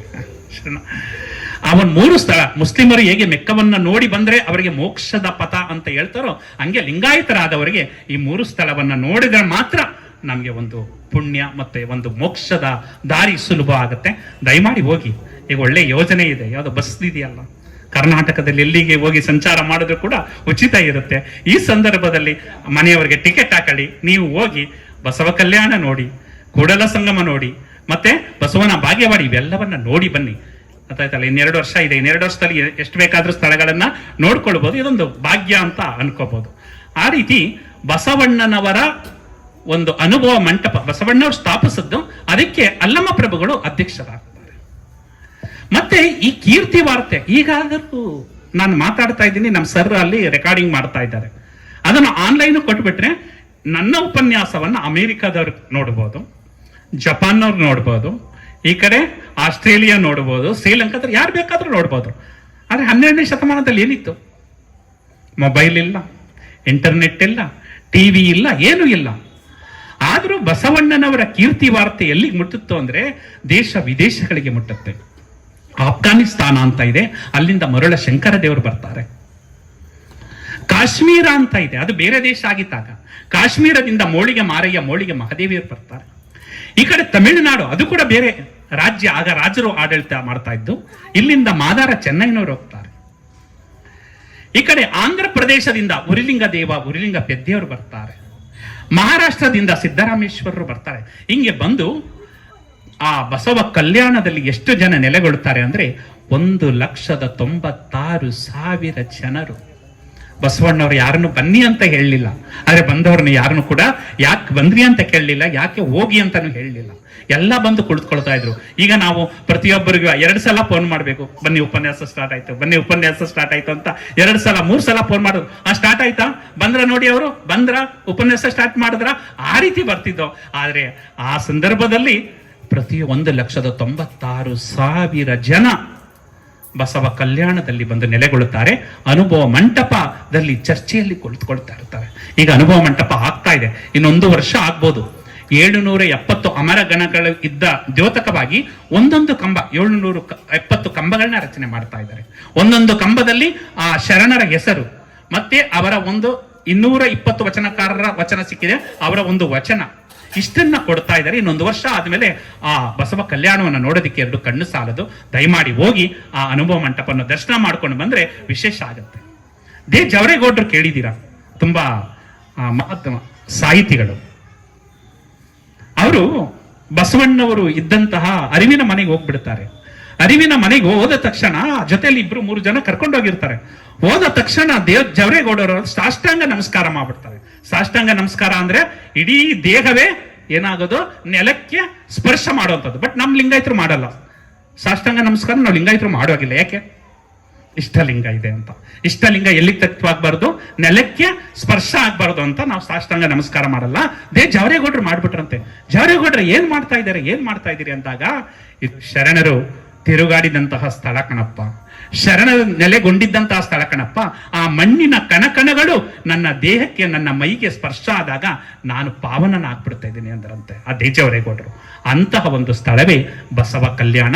ಅಂತಹ ಬಸವ ಕಲ್ಯಾಣಕ್ಕೆ ಮೋಳಿಗೆ ಮಾರಯ್ಯ, ಮೋಳಿಗೆ ಮಹಾದೇವಿಯನ್ನವರು ಮಹಾರಾಜರಾಗಿರ್ತಾರೆ. ಅವರು ಮೋಳಿಗೆ ಮಾರಯ್ಯ ಮಹಾರಾಜರು, ಮೋಳಿಗೆ ಮಹಾದೇವಿ ಅವಳು ಮಹಾರಾಣಿ. ಅಲ್ಲಿ ಕತ್ತಿಯನ್ನ ಹಿಡ್ಕೊಂಡು ಯುದ್ಧವನ್ನ ಮಾಡ್ತಾ ಇರ್ತಾರೆ. ಅವ್ರೇನ್ ಮಾಡ್ತಾರೆ, ಇಲ್ಲಿ ಕಾಯಕ ಮಾಡ್ಬೇಕಲ್ಲ, ಬಸವ ಕಲ್ಯಾಣಕ್ಕೆ ಬಂದಾಗ ರಾಜನಾಗ್ಲಿ ಯಾರಾಗ್ಲಿ ಕಾಯಕವನ್ನ ಮಾಡ್ಲೇಬೇಕು. ಕತ್ತಿಯನ್ನ ಬಿಸಾಕ್ತಾರೆ, ಕೊಳ್ಳಿಯನ್ನ ತಗೊಳ್ತಾರೆ. ಕೊಳ್ಳಿಯನ್ನ ತೆಗೆದು ಕಾಡಿಗೆ ಹೋಗಿ ಸೌದೆಯನ್ನ ಮಾರಿ ಅದರಿಂದ ಬಂದಂತಹ ಹಣದಿಂದ ಜೀವನವನ್ನ ಸಾಗಿಸಿ ದಾಸೋಹವನ್ನ ಮಾಡ್ತಾ ಇರ್ತಾರೆ. ಅವರು ಹಿಂಗೆ ಬಸವಣ್ಣನವರಿಗೆ ಒಂದ್ಸಲ ಪರೀಕ್ಷೆ ಮಾಡ್ಬೇಕು ಅನ್ಸುತ್ತೆ. ಮಹಾರಾಜ ಆಗಿದ್ರು ಇವರು, ಮೋಳಿಗೆ ಮಾರಯ್ಯ, ಮೋಳಿಗೆ ಮಹಾದೇವಿ. ನಿಜವಾಗ್ಲೂ ಇವರು ದಾಸೋಹದಲ್ಲಿ ಜೀವನವನ್ನ ನಡೆಸ್ತಾ ಇದ್ದಾರಾ ಅಂತ ಪರೀಕ್ಷೆ ಮಾಡ್ಬೇಕು ಅನ್ಸುತ್ತೆ. ಹಾಗೆ ಆ ಬಸವ ಕಲ್ಯಾಣದಲ್ಲಿ ನಡ್ಕೊಂಡು ಹೋಗ್ತಾ ಇರ್ತಾರೆ ಬಸವಣ್ಣವರು. ನಡ್ಕೊಂಡು ಹೋಗ್ಬೇಕಾದ್ರೆ ಮೋಳಿಗೆ ಮಾರಯ್ಯನವ್ರ ಮನೆ ಇರುತ್ತೆ, ಮೋಳಿಗೆ ಕೇರಿ ಅಂತ. ಅಲ್ಲೇ ಈಗಲೂ ಕೂಡ ಬಸವ ಕಲ್ಯಾಣದಿಂದ 2 ಕಿಲೋಮೀಟರ್ ದೂರದಲ್ಲಿ ನೋಡ್ಬೋದು ನೀವು. ಬಸವಣ್ಣವರು ಹೋದ ತಕ್ಷಣ ಮೋಳಿಗೆ ಮಹಾದೇವಿಯವರು ಓಡೋಡಿ ಬಂದು, ಅಪ್ಪ ಬಸವರಸವರೇ ಬಂದ್ರ, ಶರಣಾರ್ಥಿಗಳು ಅಂತ ಹೇಳಿ ಅವರಿಗೆ ಕಾಲಿಗೆ ನೀರನ್ನು ಕೊಟ್ಟು ಒಳಗಡೆ ಕರ್ಮ. ಆ ರೀತಿ ಇತ್ತು. ಯಾರೇ ಹೋದ್ರೂ ಕೂಡ ಅವರನ್ನ ಭಕ್ತಿಯಿಂದ ಬರಮಾಡಿಕೊಳ್ಳುವಂಥದ್ದು. ಒಳಗಡೆ ಕರ್ಕೊಳ್ತಾರೆ. ಕರೆದು ಅವರಿಗೆ ಪೂಜೆ ಎಲ್ಲ ಮಾಡಿಸಿ ಪ್ರಸಾದ ಕೊಡ್ತಾರೆ. ಪ್ರಸಾದ ಮಾಡಿಕೊಂಡು ಬಸವಣ್ಣವ್ರು ಏನ್ ಮಾಡ್ತಾರೆ, ಒಂದು ಚಿನ್ನದ ನಾಣ್ಯಗಳ ಒಂದು ಕಟ್ಟನ್ನ ತಗೊಂಡೋಗಿರ್ತಾರೆ, ಕೋಟೆ ಮೇಲೆ ಇಟ್ಬಿಟ್ಟು ಬಂದ್ಬಿಡ್ತಾರೆ. ಈ ಕಡೆ ಮೋಳಿಗೆ ಮಾರಯ್ಯ ಸೌದೆಯನ್ನ ಮಾರಿ ಅದನ್ನ ಮಾರಿ ಮನೆಗೆ ಬರ್ತಾರೆ. ಮನೆಗೆ ಬಂದಾಗ ಮೋಳಿಗೆ ಮಹಾದೇವಿ ಅವ್ರಿಗೂ ನೀರನ್ನು ಕೊಟ್ಟು ಒಳಗಡೆ ಬರಮಾಡ್ಕೊಂಡಾಗ ಮನೆಯ ಒಳಗಡೆ ಸ್ಪರ್ಶವನ್ನ ಮಾಡ್ತಾ ಇದೆ. ಏನು ಬೆಂಕಿ ತುಳಿದಂತಹ ಅನುಭವ ಮೋಳಿಗೆ ಮಾರೇನವ್ರಿಗೆ ಆಗ್ತಾ ಇದೆ. ಮೋಳಿಗೆ ಮಹಾದೇವಿ, ಏನು ಇವತ್ತು ನನಗೆ ಯಾಕೋ ಮನಸ್ಸು ಚಂಚಲ ಸ್ಥಿತಿ ಆಗ್ತಾ ಇದೆ, ಏನೋ ಆ ಸ್ಥಳವನ್ನ ಮುಟ್ಟಿದ ತಕ್ಷಣ ಏನೋ ಬೆಂಕಿಯ ಸ್ಪರ್ಶದ ಅನುಭವ ಆಗ್ತಾ ಇದೆ, ನಮ್ಮ ಮನೆಗೆ ಯಾರಾದ್ರೂ ಬಂದಿದ್ರ? ಹೌದು ಪ್ರಭು, ನಮ್ಮ ಮನೆಗೆ ಬಸವಣ್ಣವರು ಬಂದಿದ್ರು. ಓ ಹೌದಾ ಅಂತ ಹೇಳಿ ಕೊನೆಗೆ ಅವರು ಪೂಜೆಯನ್ನ ಮಾಡಿ ಪ್ರಸಾದ ಮಾಡೋದಿಕ್ಕೆ ತಟ್ಟೆಯನ್ನ ಹಾಕ್ತಾರೆ. ತಟ್ಟೆಯನ್ನ ತಗೊಂಡು ಇನ್ನೇನು ಪ್ರಸಾದವನ್ನ ಮಾಡಬೇಕು ಹಿಂಗೆ ಅಂದ್ಕೊಂಡು ನೋಡ್ತಾರೆ, ಅಲ್ಲಿ ಏನೋ ಒಂದು ಕಟ್ಟು ಇರುತ್ತೆ, ಆ ಬಟ್ಟೆಯಲ್ಲಿ ಕಟ್ಟಿರುವಂತ ಕಟ್ಟು. ಮಹಾದೇವಿ ಏನು ಅದು ಅಂತ ಗೊತ್ತಿಲ್ಲ ಪ್ರಭು, ತೆಗಿ ಅಂತಾರೆ. ಆ ಮೋಳಿಗೆ ಮಹಾದೇವಿ ತೆಗೆದು ಬಿಚ್ತಾರೆ. ಚಿನ್ನದ ನಾಣ್ಯಗಳು. ಬಿಚ್ಚಿದಾಗ ಗಂಟಿನಲ್ಲಿ ಚಿನ್ನದ ನಾಣ್ಯಗಳು ಪಳ ಪಳ ಅಂತ ಹೊಡಿತಾ ಇವೆ. ಆಗ ಮೋಳಿಗೆ ಮಹಾದೇವರು ಹೇಳ್ತಾರೆ, ಅಲ್ಲ, ನಾನು ಚಿನ್ನದ ನಾಣ್ಯಗಳಿಗೆ ಧನಕ್ಕೆ ಆಸೆಯನ್ನ ಪಟ್ಟಿದ್ರೆ ನಾನು ರಾಜನಾಗಿ ಎಲ್ಲಿರ್ಬೋದಾಗಿತ್ತು? ಕಾಶ್ಮೀರದಲ್ಲೇ ಇರ್ಬೋದಾಗಿತ್ತು. ಆದ್ರೆ ನಾನು ಧನವನ್ನ ಬೇಡ, ಹಣವೂ ಬೇಡ ಅಂತ ಹೇಳಿ ಕಾಯಕವನ್ನ ಮಾಡಿ ಅದರಿಂದ ಜೀವನವನ್ನ ಸಾಗಿಸಬೇಕು ಅಂತ ನಾನು ಕಲ್ಯಾಣಕ್ಕೆ ಬಂದಿದ್ದೇನೆ. ಆದ್ರೆ ಬಸವಣ್ಣವರು ಈ ರೀತಿ ಮಾಡಬಹುದಾ ಅಂತ ಒಂದು ಮಾತನ್ನ ಹೇಳ್ತಾರೆ. ಎಂತಹ ಅದ್ಭುತವಾದ ಮಾತು ಎಂದರೆ, ಸೊಕ್ಕು ಬಂದಿತ ಬಸವಗೆ. ಬಸವಣ್ಣವ್ರಿಗೆ ಅಹಂಕಾರ ಮಾಡ್ಬಿಡ್ತಾ. ಸೊಕ್ಕು ಅಂದ್ರೆ ಅಹಂಕಾರ. ಸೊಕ್ಕು ಬಂದಿತ ಬಸವಗೆ, ಇಕ್ಕಿ ಓದನ ಮನೆಯೊಳಗೆ ಅಂತ. ಅಂದ್ರೆ ಬೆಂಕಿ ಇಟ್ಬಿಟ್ಟೋದ ಆ ಕಾಯಕವನ್ನ ಮಾಡದ ಹಣ ಆ ಜಾಗವನ್ನ ಸ್ಪರ್ಶ ಮಾಡಿರೋದ್ರಿಂದ ಆ ಹಣವನ್ನ ಬೆಂಕಿ ಅಂತ ಕರಿತಾ ಇದ್ದಾರೆ ಅವರು. ಇಕ್ಕಿ ಓದನ ಮನೆಯೊಳಗೆ ತೆಗೆದು ಬಿಸಾಡಲ ಮಡದಿ, ಆ ಕಟ್ಟನ್ನ ತೆಗೆದು ಬಿಸಾಕು. ಮುಂದುವರೆದು ಹೇಳ್ತಾರೆ, ಮಲವು ತಾಗಿದೆ ನೆಲವ ತಾರಿಸು.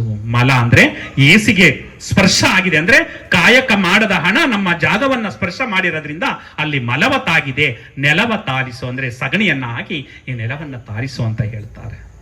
ಅಂದ್ರೆ ಎಂತಹ ಅದ್ಭುತವಾದಂತಹ ಮಾತು. ಅಂತಹ ಸಂದರ್ಭದಲ್ಲಿ ಬಸವಣ್ಣನವರು ಮಾಡಿದಂತಹ ಪರೀಕ್ಷೆಯಲ್ಲಿ ಮೋಳಿಗೆ ಮಾರೆಯನವರು ಜಯಶೀಲರಾಗ್ತಾರೆ. ಅವರು ಬರೀತಾರೆ, ಅವ್ರು ಬರೆಯುವಂತಹ ಒಂದು ವಚನ, ಅದ್ಭುತವಾದ ವಚನ ಹೇಗಿದೆ ಅಂದ್ರೆ, ಆನೆ ಕುದುರೆ ಬಂಡಾರವಿರ್ದಡೇನು, ತಾನುಂಬುದು ಪಡಿಯಕ್ಕಿ ಒಂದಾವಿನ ಹಾಲು, ಮಲಗುವುದರ್ಧ ಮಂಚ, ಈ ಹುರುಳಿಲ್ಲದ ಸಿರಿಯ ನೆಚ್ಚಿ ಕೆಳಬೇಡ ಮನುಜ, ಒಡಲು ಭೂಮಿಯ ಸಂಘ ಒಡವೆ ತಾನೇ ನಪ್ಪುದು, ಕೈವಿಡಿದ ಮಡದಿ ಪರರ ಸಂಘ, ಪ್ರಾಣ ವಾಯುವಿನ ಸಂಘ, ಸಾವಿಂಗ ಸಂಗಡವಾರು ಇಲ್ಲ ಕಾಣ ನೀ ಕಳಂಕ ಮಲ್ಲಿಕಾರ್ಜುನ. ಎಂತಹ ಅದ್ಭುತವಾದ ವಚನವನ್ನ ಬರೀತಾರೆ ಅಂದ್ರೆ, ಆನೆ ಇದ್ರೇನು, ಕುದುರೆ ಇದ್ರೇನು, ಭಂಡಾರ ಶ್ರೀಮಂತಿಕೆ ಎಷ್ಟೇ ಇದ್ರೇನು, ತಾನಂಬುದು ಪಡೆಯಕ್ಕೆ ನಾನು ಎಷ್ಟೇ ಶ್ರೀಮಂತನಾಗ್ಲಿ, ಹೊಟ್ಟೆ ತುಂಬಿದ ಮೇಲೆ ನಾವು ಊಟ ಮಾಡಕ್ಕಾಗುತ್ತಾ? ನೀವ್ ಏನೇ ಕೊಟ್ರು ಕೂಡ, ಇಲ್ಲ ಕಣಪ್ಪ ಹೊಟ್ಟೆ ತುಂಬಿದೆ ಅಂತ 3 ದೋಸೆ ಕೊಟ್ರೆ ಆಯ್ತು ನನ್ನ ಹೊಟ್ಟೆ ತುಂಬಿತು, 3 ಚಪಾತಿ ಕೊಟ್ರೆ ಹೊಟ್ಟೆ ತುಂಬಿತು, 4 ಚಪಾತಿ ತಿನ್ನಕ್ ಆಗೋದಿಲ್ಲ. ಎಷ್ಟೇ ನಾವು ಶ್ರೀಮಂತರಾಗಿದ್ರು ನಾವ್ ಎಷ್ಟು ಹಿಡಿಬೇಕೋ ಅಷ್ಟೇ. ತಾನುಂಬುದು ಪಡಿಯಕ್ಕಿ ಒಂದಾವಿನ ಹಾಲು, 1 ಲೋಟ ಹಾಲವನ್ನ ಕುಡಿತೀವಿ. ಮಲಗುವುದು ಅರ್ಧ ಮಂಚ. ಮೊದಲಾದರೂ ಎಲ್ಲರ ಮುಖವನ್ನ ಎಲ್ಲ ನೋಡಿಕೊಂಡು ಎಷ್ಟು ಚೆನ್ನಾಗಿ ಬೆಳೀತಾ ಇದ್ದ ನಾವು. ನಮ್ಮ ಅಜ್ಜಿ ತಾತನ ಕಾಲದಲ್ಲಿ ನಮ್ಮ ತಂದೆಯವರು ಇಲ್ಲಿದ್ದಾಗ ಎಷ್ಟು ಚೆನ್ನಾಗಿ ಬೆಳೀತಿದ್ದ. ಅವ್ರ ಮುಖ ನಾವು ನೋಡೋ, ನಮ್ಮ ಮುಖ ನಾವು ನೋಡೋ. ಈಗ ಗಂಡ ಹೆಂಡತಿ ಇರೋದು ಒಂದೇ ಮಗು, ಡುಪ್ಲೆಕ್ಸ್ ಅಲ್ಲ, ಕೆಳಗಡೆ 2 ರೂಮು, ಮೇಲೆ 2 ರೂಮು. ಗಂಡನ ಮುಖ ಹೆಂಡತಿ ಕಾಣೋದಿಲ್ಲ, ಮಗನ ಮುಖ ಗಂಡ ಹೆಂಡತಿ ಇಬ್ರಿಗೂ ಕಾಣೋದಿಲ್ಲ. ಒಬ್ಬೊಬ್ರು ಒಂದೊಂದು ರೂಮನ್ನ ಆಗ್ಬಿಟ್ಟು ಬಾಂಧವ್ಯ ಏನಾಗಿದೆ, ದೂರ ಆಗಿಬಿಟ್ಟಿದೆ. ಒಬ್ಬರ ಮುಖ ಒಬ್ರು ನೋಡ್ಕೊಳ್ಳದಂತಹ ಪರಿಸ್ಥಿತಿ ಬಂದ್ಬಿಟ್ಟಿದೆ. ಅಂತಹ ಒಂದು ಮೊಬೈಲ್ ಮಾಯಾ ಪ್ರಪಂಚದಲ್ಲಿ ನಾವಿದ್ದೇವೆ. ಅರ್ಥ ಆಯ್ತಲ್ಲ? ಹಂಗೆ ತಾನೊಂಬುದು ಪಡೆಯಕ್ಕಿ ಒಂದಾವಿನ ಹಾಲು, ಮಲಗುವುದು ಅರ್ಧ ಮಂಚ. ನಾವೆಂತ ದೊಡ್ಡ ಮನೆಯನ್ನೇ ಮಾಡ್ಲಿ, ಎಷ್ಟೇ ದೊಡ್ಡ ಮಂಚವನ್ನೇ ತಗೊಳ್ಳಿ, ಅಲ್ಲಿ ಮಲಗೋದು ನಾವೆಷ್ಟು ಅರ್ಧ ಮಂಚದಲ್ಲಿ ಮಾತ್ರ ಮಲಗೋದು, ಅಲ್ಲಿಂದ ಮುಂದೆ ಮಲಗೋಕ್ಕಾಗಲ್ಲ. ನಾವೇನಾದ್ರೂ ಈ ಜೀವವನ್ನ ಬಿಟ್ಟಾಗ ಒಡಲು ಭೂಮಿಯ ಸಂಘ, ಈ ಒಡಲು ಈ ದೇಹ ಏನಾಗುತ್ತೆ, ಭೂಮಿಯ ಸಂಘ ಆಗುತ್ತೆ. ಒಡವೆ ತಾನೇ ನಪ್ಪುದು. ಒಡವೆಗಳೇನಾಗುತ್ತೋ ಯಾವುದನ್ನು ಬಿಡಲ್ಲ. ಯಾರಿಗೋ ಒಂದ್ಸಲ ನಾವು ಟಿವಿಲಿ ನೋಡುದು, ಮೂಗುತಿ ಹಾಕಿದ್ದಾರೆ, ಮೂಗುತಿ ಬರ್ತಾ ಇಲ್ಲ, ಕುಡಗಲ್ಲನ್ನ ತಕೊಂಡು ಮೂಗನ್ನ ಕುತ್ತಾ ಇದ್ದಾರೆ. ಅಣ್ಣ ಏನ್ ಬಂತು ಅಲ್ಲ, ಒಡವೆ ತಾನೇ ನಪ್ಪುದು. ನಾವು ತೀರೋದ ನಂತರ ಒಡವೆ ಏನಾಗುತ್ತೋ. ಕೈ ಬಿಡಿದ ಮಡದಿ ಪರರ ಸಂಘ ಅಂದ್ರೆ ಕೈ ಬಿಡಿದ ಮಡದಿ ಕೂಡ ತನ್ನ ಮಕ್ಕಳ ಹತ್ರನೋ ಅಥವಾ ತಂದೆ ತಾಯಿಗಳ ಹತ್ರನೋ ಹೊರಟೋಗ್ತಾರೆ. ಒಡಲು ಭೂಮಿಯ ಸಂಘ, ಪ್ರಾಣ ವಾಯುವಿನ ಸಂಘ. ನಮ್ಮ ಪ್ರಾಣ ಯಾವ್ದ್ರ ಸಹ ವಾಯು ಗಾಳಿ ಜೊತೆ ಸೇರ್ಕೊಂಡು ಹೊಂಟೋಗುತ್ತೆ. ಸಾವಿಂಗೆ ಸಂಗಡವಾರು ಇಲ್ಲ ಕಾಣ ನೀ ಕಳಂಕ ಮಲ್ಲಿಕಾರ್ಜುನ. ಸಾವಿನ ಜೊತೆ ಯಾರು ಬರ್ತಾರೆ? ಯಾರು ಕೂಡ ಬರೋದಿಲ್ಲ, ನಾವೊಬ್ನೇ ಹೋಗ್ಬೇಕು ಅನ್ನೋ ಒಂದು ಅದ್ಭುತವಾದಂತಹ ವಚನವನ್ನ ಆ ಮಹಾರಾಜರಾಗಿದ್ದಂತಹ ಮೋಳಿಗೆ ಮಾರೇನರು ಹೇಳ್ತಾರೆ. ಇದು ನಮ್ಮ ಕಣ್ಣನ್ನ ತೆರೆಸುವಂತಹ ಒಂದು ವಚನ. ಈ ವಚನವನ್ನ ಜೀವನದಲ್ಲಿ ಅಳವಡಿಸಿಕೊಂಡು ಇದನ್ನ ಜೀವನದಲ್ಲಿ ನಾವು ಅಕ್ಷರಶಃ ಪಾಲಿಸದ್ದೇ ಆದ್ರೆ ನಮ್ಮ ಜೀವನ ಸಾಕ್ಷಾತ್ಕಾರ ಆಗುತ್ತೆ ಅಂತ ಹೇಳ್ತಾ, ಹೆಣ್ಣನ್ನ ತುಂಬಾ ನಿಕೃಷ್ಟವಾಗಿ ಕಾಣದಿದ್ದಂತಹ ಸಂದರ್ಭದಲ್ಲಿ ಸಿದ್ದರಾಮೇಶ್ವರರು ಅನುಭವ ಮಂಟಪದ 3ನೇ ಅಧ್ಯಕ್ಷರು, 1ನೇ ಅಧ್ಯಕ್ಷರು ಅಲ್ಲಮ ಪ್ರಭುಗಳು, 2ನೇ ಅಧ್ಯಕ್ಷರು ಚಿನ್ಮಯ ಜ್ಞಾನಿ ಚನ್ನಬಸವಣ್ಣವರು, 3ನೇ ಅಧ್ಯಕ್ಷರು ಸಿದ್ದರಾಮೇಶ್ವರರು. ಅವರು ಹೇಳ್ತಾರೆ, ತಾ ಮಾಡಿದ ಹೆಣ್ಣು ತನ್ನ ತೊಡೆಯನೇರಿತ್ತು, ತಾ ಮಾಡಿದ ಹೆಣ್ಣು ಬ್ರಹ್ಮನ ನಾಲಗೆಯನೇರಿತ್ತು, ತಾ ಮಾಡಿದ ಹೆಣ್ಣು ನಾರಾಯಣನ ಎದೆಯನೇರಿತ್ತು. ಅದು ಕಾರಣ ಹೆಣ್ಣು ಹೆಣ್ಣಲ್ಲ, ಹೆಣ್ಣು ರಾಕ್ಷಸಿಯಲ್ಲ, ಹೆಣ್ಣು ಪ್ರತ್ಯಕ್ಷ ಕಪಿಲ ಸಿದ್ಧ ಮಲ್ಲಿಕಾರ್ಜುನ ಅಂತ ಹೇಳ್ಬಿಡ್ತಾರೆ. ಹೆಣ್ಣು ಸಾಕ್ಷಾತ್ ದೇವರು ಅಂತ ಹೇಳ್ಬಿಡ್ತಾರೆ. ಹೆಣ್ಣನ್ನ ನಿಕೃಷ್ಟವಾಗಿ ಕಾಣ್ತಾ ಇರ್ತಾರೆ. ಯಾವಾಗ? 12ನೇ ಶತಮಾನದಲ್ಲಿ. ಈಗಲೂ ಕೂಡ ಗಂಡಾದ್ರೆ ಒಂದ್ ರೀತಿ ನೋಡ್ತೀವಿ, ಹೆಣ್ಣು ಮಗ ಆದ್ರೆ ಒಂದ್ ರೀತಿ ನೋಡುವಂತಹ ಕಾಲ 21ನೇ ಶತಮಾನದಲ್ಲಿದೆ. ಆದ್ರೆ ಆಗಿನ ಕಾಲದಲ್ಲಿ 12ನೇ ಶತಮಾನದಲ್ಲೇ ಹೆಣ್ಣು ಪ್ರತ್ಯಕ್ಷ ಸಿದ್ಧ ಕಪಿಲ ಸಿದ್ಧ ಮಲ್ಲಿಕಾರ್ಜುನ. ತಾಯಿ ಇಲ್ದೆ ನಾವು ಬರಕಾಗ್ತಿತ್ತ? ಇಡೀ ಸಂತತಿಯೇ, ಇಡೀ ಜಗತ್ತೇ ನಿಂತಿರೋದು ತಾಯಿಯಿಂದ. ಅಂತದನ್ನ ಪ್ರತ್ಯಕ್ಷ ಕಪಿಲ ಸಿದ್ಧ ಮಲ್ಲಿಕಾರ್ಜುನ ಅಂತ ಹೇಳ್ತಾರೆ. ಇದು ಗೊತ್ತಾಯ್ತು, ಒಗಟು ಬೆಳೆಸ್ತೀರಿ ಅಂತ ಅನ್ಕೊಂಡಿದ್ದೀನಿ. ತಾ ಮಾಡಿದ ಹೆಣ್ಣು ತನ್ನ ತೊಡೆಯನೇರಿತ್ತು. ಯಾರು ತೊಡೆಯನೇರೋದು? ಯಾರು ತೊಡೆಯ ಮೇಲೆ ಕುಳಿತುಕೊಂಡವರು? ಪಾರ್ವತಿ. ಪರಶಿವನ ತೊಡೆಯ ಮೇಲೆ ಕುಳಿತುಕೊಂಡವರು ಪಾರ್ವತಿ. ತಾ ಮಾಡಿದ ಹೆಣ್ಣು ಬ್ರಹ್ಮನ ನಾಲಿಗೆಯನ್ನೇರಿತ್ತು. ಬ್ರಹ್ಮನ ನಾಲಿಗೆಯಲ್ಲಿ ಬರ್ತಾಳೆ ಯಾರು? ಸರಸ್ವತಿ. ಬ್ರಹ್ಮನ ನಾಲಿಗೆಯನ್ನೇರಿದ ಸರಸ್ವತಿ. ತಾ ಮಾಡಿದ ಹೆಣ್ಣು ನಾರಾಯಣನ ಎದೆಯನ್ನೇರಿತ್ತು. ನಾರಾಯಣನ ಎದೆ ಯಾರು? ಲಕ್ಷ್ಮಿ. ಅಂತಹ ಹೆಣ್ಣಿಗೆ ಅಷ್ಟೊಂದು ಸ್ಥಾನ. ಬ್ರಹ್ಮ ನಾಲಿಗೆಯಲ್ಲಿ ಇಟ್ಕೊಳ್ತಾನೆ, ಶಿವ ತೊಡೆಯಲ್ಲಿ ಇಟ್ಕೊಳ್ತಾನೆ, ನಾರಾಯಣ ಎದೆಯಲ್ಲಿ ಇಟ್ಕೊಳ್ತಾನೆ. ಅದಕ್ಕೆ ಹೆಣ್ಣು ಹೆಣ್ಣಲ್ಲ, ಬರೀ ಹೆಣ್ಣು ಮಾತ್ರ ಅಲ್ಲ, ಹೆಣ್ಣು ರಾಕ್ಷಸಿ ಅಲ್ಲ. ಹೆಣ್ಣನ್ನ ರಾಕ್ಷಸಿ ಅನ್ನಬೇಡಿ, ಹೆಣ್ಣು ಪ್ರತ್ಯಕ್ಷ ಕಪಿಲ ಸಿದ್ಧ ಮಲ್ಲಿಕಾರ್ಜುನ, ಅವಳು ಸಾಕ್ಷಾತ್ ದೇವ ಸ್ವರೂಪಿ ಅಂತ ಹೇಳ್ತಾರೆ.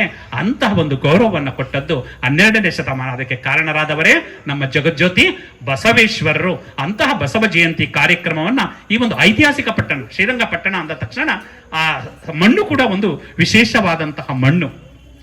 ಇಲ್ಲಿ ಅಂತಹ ಒಂದು ಐತಿಹಾಸಿಕವಾದಂತಹ ನಗರದಲ್ಲಿದ್ದೀರಾ. ಇಂತಹ ನಗರದಲ್ಲಿ ಈ ಬಸವಣ್ಣನವರ ಒಂದು ವಿಚಾರಧಾರೆಗಳನ್ನ ಕೇಳೋದೇ ಒಂದು ವಿಶೇಷವಾದಂತಹ ಅಭಿಮಾನ, ಪಾವನ. ಆದುದರಿಂದ ದಯಮಾಡಿ ಈ ಒಂದು ಅಂಶವನ್ನ ಜೀವನದಲ್ಲಿ ಅಳವಡಿಸಿಕೊಂಡು ಹೋದ್ರೆ ಪ್ರತಿಯೊಂದು ಮನೆಯೂ ಕೂಡ ಒಂದು ವಿಶೇಷವಾಗಿ ಬೆಳಗುತ್ತೆ. ಜೇಡರ ದಾಸಿಮಯ್ಯನವರು ಹೇಳ್ತಾರೆ ಗಂಡ ಹೆಂಡತಿ ಹೇಗಿರಬೇಕು ಅಂತ. ಅವ್ರು ಹೇಳ್ತಾರೆ, ಬಂಧುದ ನರಿದು ಬಳಸುವಳು, ಬಂಧುದ ಪರಿಣಾಮಿಸುವಳು, ಬಂಧು ಬಳಗವ ಮರೆಸುವಳು, ದುಗ್ಗಳೆಯ ತಂದು ಬದುಕಿದೆನು ಕಾಣ ರಾಮನಾಥ ಅಂತ ಹೇಳ್ತಾರೆ. ಗಂಡ ಹೆಂಡತಿಗೆ ಹೇಳೋದು. ಯಾರಾದ್ರೂ ನಿಮ್ ಗಂಡದಿರ ಏನಾದ್ರೂ ಹೊಗಳಿದಾರ? ನಿಮ್ಮ ಒಳ್ಳೆ ಕೆಲಸ ಮಾಡಿದಾಗ ಹೊಗಳಿದಾರ? ಪಾವನ ಆದೆ ಅಂದರೆ ತುಂಬಾ ಹೊಗಳೋದು ಕಡಿಮೆ ಅಂತ ಹೇಳ್ತಾರೆ. ಆದ್ರೂ ಕೂಡ 12ನೇ ಶತಮಾನದಲ್ಲಿ ತುಂಬಾ ಚೆನ್ನಾಗಿ ಹೊಡ್ತಾರೆ. ಅಂದ್ರೆ ಬಂಧುದ ನರಿದು ಬಳಸುವಳು, ಎಷ್ಟಿದೆ ಅಷ್ಟ್ರಲ್ಲಿ ಮಾಡ್ಕೊಂಡು ಹೋಗ್ತಾಳೆ. ಬಂಧುದ ಪರಿಣಾಮಿಸಬೇಡಿ, ಏನೇ ಕಷ್ಟ ಸುಖ ಬರಲಿ ಅದನ್ನ ಪರಿಣಾಮ ಮಾಡ್ಕೊಂಡು ಹೋಗ್ತಾ ಇದ್ದಾರೆ. ಬಂಧು ಬಳಗವ ಮರೆಸಬೇಡು, ಅವಳು ನನ್ನ ಬಂಧು ಬಳಗವನ್ನೇ ಮರೆಸಿ ಈ ಜೀವನವನ್ನ ಸಾಕ್ತಾ ಇದ್ದಾಳೆ. ದುಗ್ಗಳೆಯ ತಂದು ಬದುಕಿದೆನು ಕಾಣ ರಾಮನಾಥ. ದುಗ್ಗಳೆಯನ್ನ ನಮ್ಮ ಮನೆಗೆ ತಗೊಬಂದು ನಾ ಬದುಕ್ಬಿಟ್ಟೆ ಅಂತ ತನ್ನ ಹೆಂಡತಿಯನ್ನ ಹೊಗಳುತ್ತಾ ಇದ್ದಾರೆ. ಅಂತಹ ಒಂದು ವಚನವನ್ನ ಜೀವನದಲ್ಲಿ ಅಳವಡಿಸಿಕೊಂಡು ನಂತರ ಒಂದೇ ಸ್ಟೋರಿಯನ್ನ ಹೇಳಿ ನಂತರ ನನ್ನ ಉಪನ್ಯಾಸ ಕೇಳಿ ಮನೆಯವರು ಒಂದು 15 ನಿಮಿಷ ಮಾತಾಡ್ತಾರೆ. ಅಲ್ಲಿಗೆ ನಾನು ನನ್ನ ಉಪನ್ಯಾಸವನ್ನ ಮುಗಿಸ್ತೇನೆ. ಹೀಗೆ ಒಂದು ಶ್ರೀರಂಗಪಟ್ಟಣ ಗ್ರಾಮ, ಹೀಗೆ ಒಂದು ಉಪನ್ಯಾಸ ಪ್ರವಚನ ಕಾರ್ಯಕ್ರಮ ನಡೀತಾ ಇದೆ. ಅದಕ್ಕೆ ಪೂರ್ವದಲ್ಲಿ ಅದಾದ ಮೇಲೆ ಒಬ್ರು ಗುರುಗಳು ಒಬ್ಬ ಅಮ್ಮನ ಮನೆಗೆ ಹೋಗ್ತಾರೆ. ಮನೆಗೆ ಹೋದಾಗ ಆ ಅಮ್ಮನ್ನ ಕೇಳುತ್ತಾರೆ. ಒಳಗಡೆ ಹೋದ ತಕ್ಷಣ ಆ ಗುರುಗಳನ್ನು ಎಷ್ಟು ಚೆನ್ನಾಗಿ ನೋಡ್ಕೊಳ್ತಾರೆ ಆ ಅಮ್ಮ ಅಂದ್ರೆ, ಅವರಿಗೆ ನೀರನ್ನು ಕೊಟ್ಟು ಮನೆಯ ಒಳಗಡೆ ಕರೆದು ಅವರಿಗೆ ಪೂಜೆಗೆ ಪರಿಕರಗಳನ್ನ ಸಿದ್ಧಪಡಿಸಿ ಅವರಿಗೆ ಪೂಜೆಯನ್ನ ಮಾಡಿಸ್ತಾರೆ. ನಂತರ ಪ್ರಸಾದವನ್ನ ಕೊಡುತ್ತಾರೆ. ಎಲ್ಲ ನೋಡಿ ತುಂಬಾ ಖುಷಿ ಆಗ್ಬಿಡುತ್ತೆ. ಏನ್ ಸಂಸ್ಕಾರ ಅಮ್ಮನಂತ ತುಂಬಾ ಖುಷಿ ಆಗುತ್ತೆ. ಪ್ರಸಾದ ಮಾಡ್ತಾರೆ. ನಿನ್ನ ಹೆಸರೇನಮ್ಮ ಅಂತ ಕೇಳಿದಾಗ ಹೆಸರು ಹೇಳ್ತಾರೆ. ನಿನ್ನ ವಯಸ್ಸೆಷ್ಟು? ನನ್ನ ವಯಸ್ಸು 2 ವರ್ಷ. ಅವ್ರಿಗೆ ನೋಡಿದ್ರೆ 42 ವರ್ಷ ಆಗಿರುತ್ತೆ. 2 ವರ್ಷ. ನಿನ್ನ ಗಂಡನ ವಯಸ್ಸು, ನನ್ನ ಗಂಡನ ವಯಸ್ಸು 1 ವರ್ಷ. ಇನ್ನು ಅತ್ತೆಯ ವಯಸ್ಸು 6 ತಿಂಗಳು. ಮಾವನ ವಯಸ್ಸು, ನಮ್ಮ ಮಾವ ಇನ್ನೂ ಹುಟ್ಟೇ ಇಲ್ಲ. ಏನು ಇದು ಒಗಟಿನ ರೀತಿ ಹೇಳ್ತಾ ಇದೆಯಲ್ಲಮ್ಮ, ನನಗೆ ಅರ್ಥ ಆಗ್ತಲ್ಲ, ದಯಮಾಡಿ ಹೇಳು ಅಂದಾಗ, ಹಿಂಗೆ ಶ್ರೀರಂಗಪಟ್ಟಣದಲ್ಲಿ ಒಂದು ಪ್ರವಚನ ಕಾರ್ಯಕ್ರಮ ನಡೀತಾ ಇತ್ತು ಗುರುಗಳೇ. ಅದಕ್ಕಿಂತ ಮೊದಲು ಹೇಗಿತ್ತು ಅಂದ್ರೆ, ನನ್ನನ್ನು ಕಂಡ್ರೆ ಪ್ರತಿಯೊಬ್ಬರು ಹೆದರ್ತಾ ಇದ್ರು. ಬಾಯಲ್ಲಿ ಬೈಗಳಗಳೇ ಸುರುಮಳೆ. ಯಾರು ಕೂಡ ನಮ್ಮ ಮನೆ ಹತ್ರ ಬರ್ತಾ ಇರಲಿಲ್ಲ. ಅಯ್ಯೋ ಅವಳು ಹೋದ್ರು ಬೈತಾಳೆ ಕಣಪ್ಪ ಅಂತ. ಯಾವುದೇ ಸಂಬಂಧಿಕರಾಗ್ಲಿ ಯಾರು ಕೂಡ ಬರ್ತಾ ಇರಲಿಲ್ಲ. ಹಿಂಗೆ ಒಂದು ಪ್ರವಚನ ನಡೀತಾ ಇತ್ತು. ಪ್ರವಚನ ಮಾಡುವಾಗ ನಾನು ಕೂಡ ಒಂದು ಹಿಂದಿನ ಚೇರಲ್ಲಿ ಕೂತ್ಕೊಂಡಾಗ ಯಾವ ರೀತಿ ಜೀವನವನ್ನ ಸಾಗಿಸಬೇಕು ಅನ್ನೋದನ್ನ ಆ ಪ್ರವಚನದಲ್ಲಿ ತಿಳಿಸ್ಕೊಂಡ್ರು. ಅವರು ಹೇಗೆ ಅಂದ್ರೆ, ಮಾತು ಹೇಗಿರ್ಬೇಕು ಅನ್ನೋದನ್ನ ಮೊದಲು ಹೇಳಿದ್ರು. ಅವರು ಹೇಗಿರ್ಬೇಕು ಅಂದ್ರೆ, ಬಸವಣ್ಣವರ ವಚನವನ್ನ ಹೇಳಿದ್ರು ಗುರುಗಳೇ ಪ್ರವಚನದಲ್ಲಿ. ನುಡಿದಡೆ ಮುತ್ತಿನ ಹಾರದಂತಿರಬೇಕು, ನುಡಿದಡೆ ಮಾಣಿಕ್ಯದ ದೀಪ್ತಿಯಂತಿರಬೇಕು, ನುಡಿದಡೆ ಸ್ಫಟಿಕದ ಸಲಾಕಿಯಂತಿರಬೇಕು, ನುಡಿದಡೆ ಲಿಂಗ ಮೆಚ್ಚಿ ಅಹುದಹುದೆನಬೇಕು, ನುಡಿಯೊಳಗಾಗಿ ನಡೆಯದಿದ್ದಡೆ ಕೂಡಲ ಸಂಗಮ ದೇವನೆಂತೊಲಿವನಯ್ಯ ಅನ್ನೋ ಒಂದು ವಚನವನ್ನ ಹೇಳಿ ಅರ್ಥವನ್ನ ಹೇಳಿದ್ರು. ಆ ನುಡಿ ಅವತ್ತು ಹೇಳಿದ ರೀತಿಯಲ್ಲಿ ನಾನು ನಡ್ಕೊಳ್ತಾ ಇದ್ದೀನಿ, ಆ ರೀತಿ ನುಡಿತಾ ಇದ್ದೀನಿ. ನಾನು ನುಡಿದ್ರೆ ಇನ್ನೊಂದ್ಸಲ ನಿನ್ನ ಮಾತನ್ನ ಕೇಳಬೇಕು ಅಂತ ಇದೆ. ಆ 2 ವರ್ಷಗಳಿಂದ ಆ ರೀತಿ ನಡ್ಕೊಳ್ತಾ ಇದ್ದೀನಿ ಗುರುಗಳೇ. ಮತ್ತೆ ನಮ್ಮ ಮನೆಗೆ ಯಾವುದೇ ನೆಂಟರು ಕೂಡ ಬರ್ತಾ ಇರಲಿಲ್ಲ. ಆದರೆ ಅದಕ್ಕೂ ಒಂದು ವಚನ ಹೇಳಿದ್ರು, ಮನೆಗೆ ಬಂದಾಗ ಯಾವ ರೀತಿ ಉಪಚರಿಸಬೇಕು ಅಂತ. ಏನಿ ಬಂದಿರಿ ಅದುಳಿದ್ದಿರಿ ಎಂದಡೆ ನಿಮ್ಮ ಮನದ ಮೈಸಿರಿ ಹಾರಿ ಹೋಗುದೆ, ಕುಳ್ಳಿರೆಂದಡೆ ನೆಲ ಕುಳಿ ಹೋಗುದೆ, ಒಡನೆ ನುಡಿದಡೆ ಸಿರ ಹೊಟ್ಟೆ ಹೊಡೆಯುವುದೇ, ಕೊಡಲಿಲ್ಲದಿದ್ದೊಡೊಂದು ಗುಣವಿಲ್ಲದಿದ್ದಡೆ ಮೂಗ ಕೊಯ್ಬುದ ಮಾಬನೆ ಕೂಡಲ ಸಂಗಮ ದೇವ. ಯಾರು ಮನೆಗೆ ಬಂದಾಗ ಹೇಗೆ ಉಪಚಾರ ಮಾಡಬೇಕು ಅನ್ನೋದನ್ನ ಹೇಳ್ಕೊಟ್ರು. ಈಗ ನಾವ್ ಯಾರ್ದಾದ್ರೂ ಮನೆಗೆ ಅವ್ರಿಗೇನಾದ್ರು ಫೋನ್ ಮಾಡದೆ ಹೊರಟೋಗ್ಬಿಟ್ರೆ, ಫೋನ್ ಮಾಡದೆ ಬಂದ್ಬಿಟ್ಟಿದ್ದೀರಲ್ಲ ಅಂತ ಹೇಳುವಂತ ಸಂದರ್ಭ ಬಂದಿದೆ. ನಾವು ಯಾರದೇ ಮನೆಗೆ ಹೋಗ್ಬೇಕಾದ್ರೂ, ಅಮ್ಮ ಲಕ್ಷ್ಮಮ್ಮ ನಿಮ್ ಮನೆಗೆ ಬರ್ತಾ ಇದ್ದೀನಿ ಕಣಮ್ಮ ಅಂತ ಹೇಳಿ ನಾವು ಫೋನ್ ಮಾಡಿ ಹೋಗ್ಬೇಕು. ಇಲ್ಲ ಅಂದ್ರೆ ಯಾಕೆ ಹಾಗೆ ಬಂದ್ಬಿಟ್ರಿ ಅನ್ನೋ ಒಂದು ಪರಿಸ್ಥಿತಿ, ಅಂತಹ ಕಾಲಘಟ್ಟದಲ್ಲಿ ನಾವಿದ್ದೀವಿ.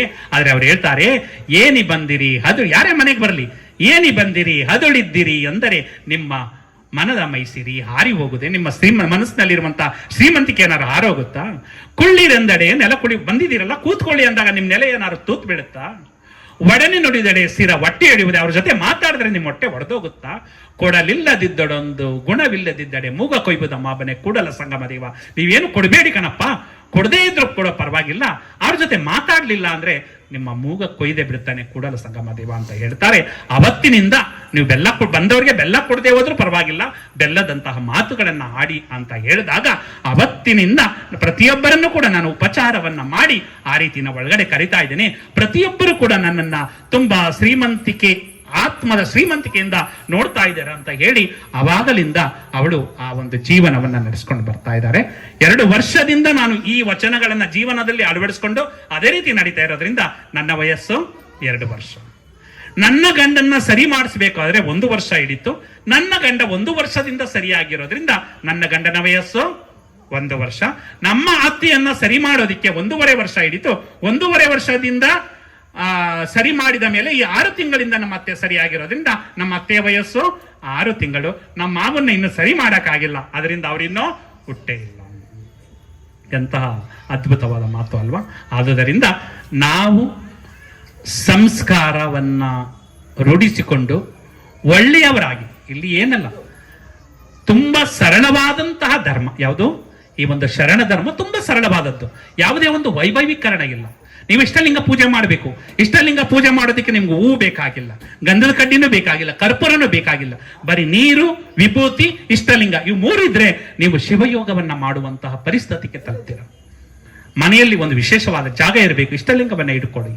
ಇಷ್ಟಲಿಂಗವನ್ನ ಇಟ್ಕೊಂಡು ಅದಕ್ಕೆ ನೀರನ್ನ ಹಾಕಬೇಕಾದ್ರೆ ವಚನಗಳು, ಕನ್ನಡದ ವಚನಗಳು. ಇಷ್ಟಲಿಂಗ ಇಟ್ಕೋತಾರೆ, ಅಕ್ಕ ಮಹಾದೇವಿ ಹೇಳ್ತಾರೆ, ಇಷ್ಟಲಿಂಗವನ್ನ ಎಡಗೈಲಿ ಇಟ್ಕೊಂಡು, 2 ಕೈಯೂ ಶ್ರೇಷ್ಠ ಅಂತ ನಮ್ಮಲ್ಲಿ, ಎಡಕೈ ಕೀಳಲ್ಲ ಬಲಗೈ ಮೇಲಲ್ಲ ಅಂತ 2, ಅದಕ್ಕೆ ಇಷ್ಟಲಿಂಗ. ಇದರಲ್ಲಿ ಇಟ್ಕೊಂಡಾಗ ಇದು ಬ್ರೈನ್ಗೆ ಲಿಂಕ್ ಆಗುತ್ತೆ. ಎಡಗೈ ಇಟ್ಕೊಂಡು ಈ ಕಣ್ಣಲ್ಲಿ ನೋಡ್ತಾ ಇದ್ದಾಗ ಇದು ಬ್ರೈನ್ ಲಿಂಕ್ ಆಗುತ್ತೆ, ಬ್ರೈನ್ ತುಂಬಾ ಚುರುಕಾಗುತ್ತೆ ಅಂತ, ಅದಕ್ಕೆ ಇಷ್ಟಲಿಂಗ ಪೂಜೆ ಮಾಡಿ ಅಂತ ಹೇಳೋದು. ಸುಮ್ಮನೆ ತಗೊಂಡೋಗಿ ಇಷ್ಟಲಿಂಗ ಯಾವಾಗ ಮದುವೆಯಲ್ಲೋ ಎಲ್ಲೋ ಮಾಡ್ತಾರೆ, ತಗೊಂಡೋಗಿ ಗುಟ್ಟೆ 6 ಹಾಕ್ಬಿಡೋದು, ನಂತರ ಶಿವರಾತ್ರಿಗೆ ಬಂದ್ರೆ ಮಾತ್ರ ಆ ಇಷ್ಟಲಿಂಗವನ್ನ ತಗೊಳ್ಳೋದು, ಅದು ಮಾಡ್ತೀರಾ. ದಯಮಾಡಿ ಮಾಡಬೇಡಿ.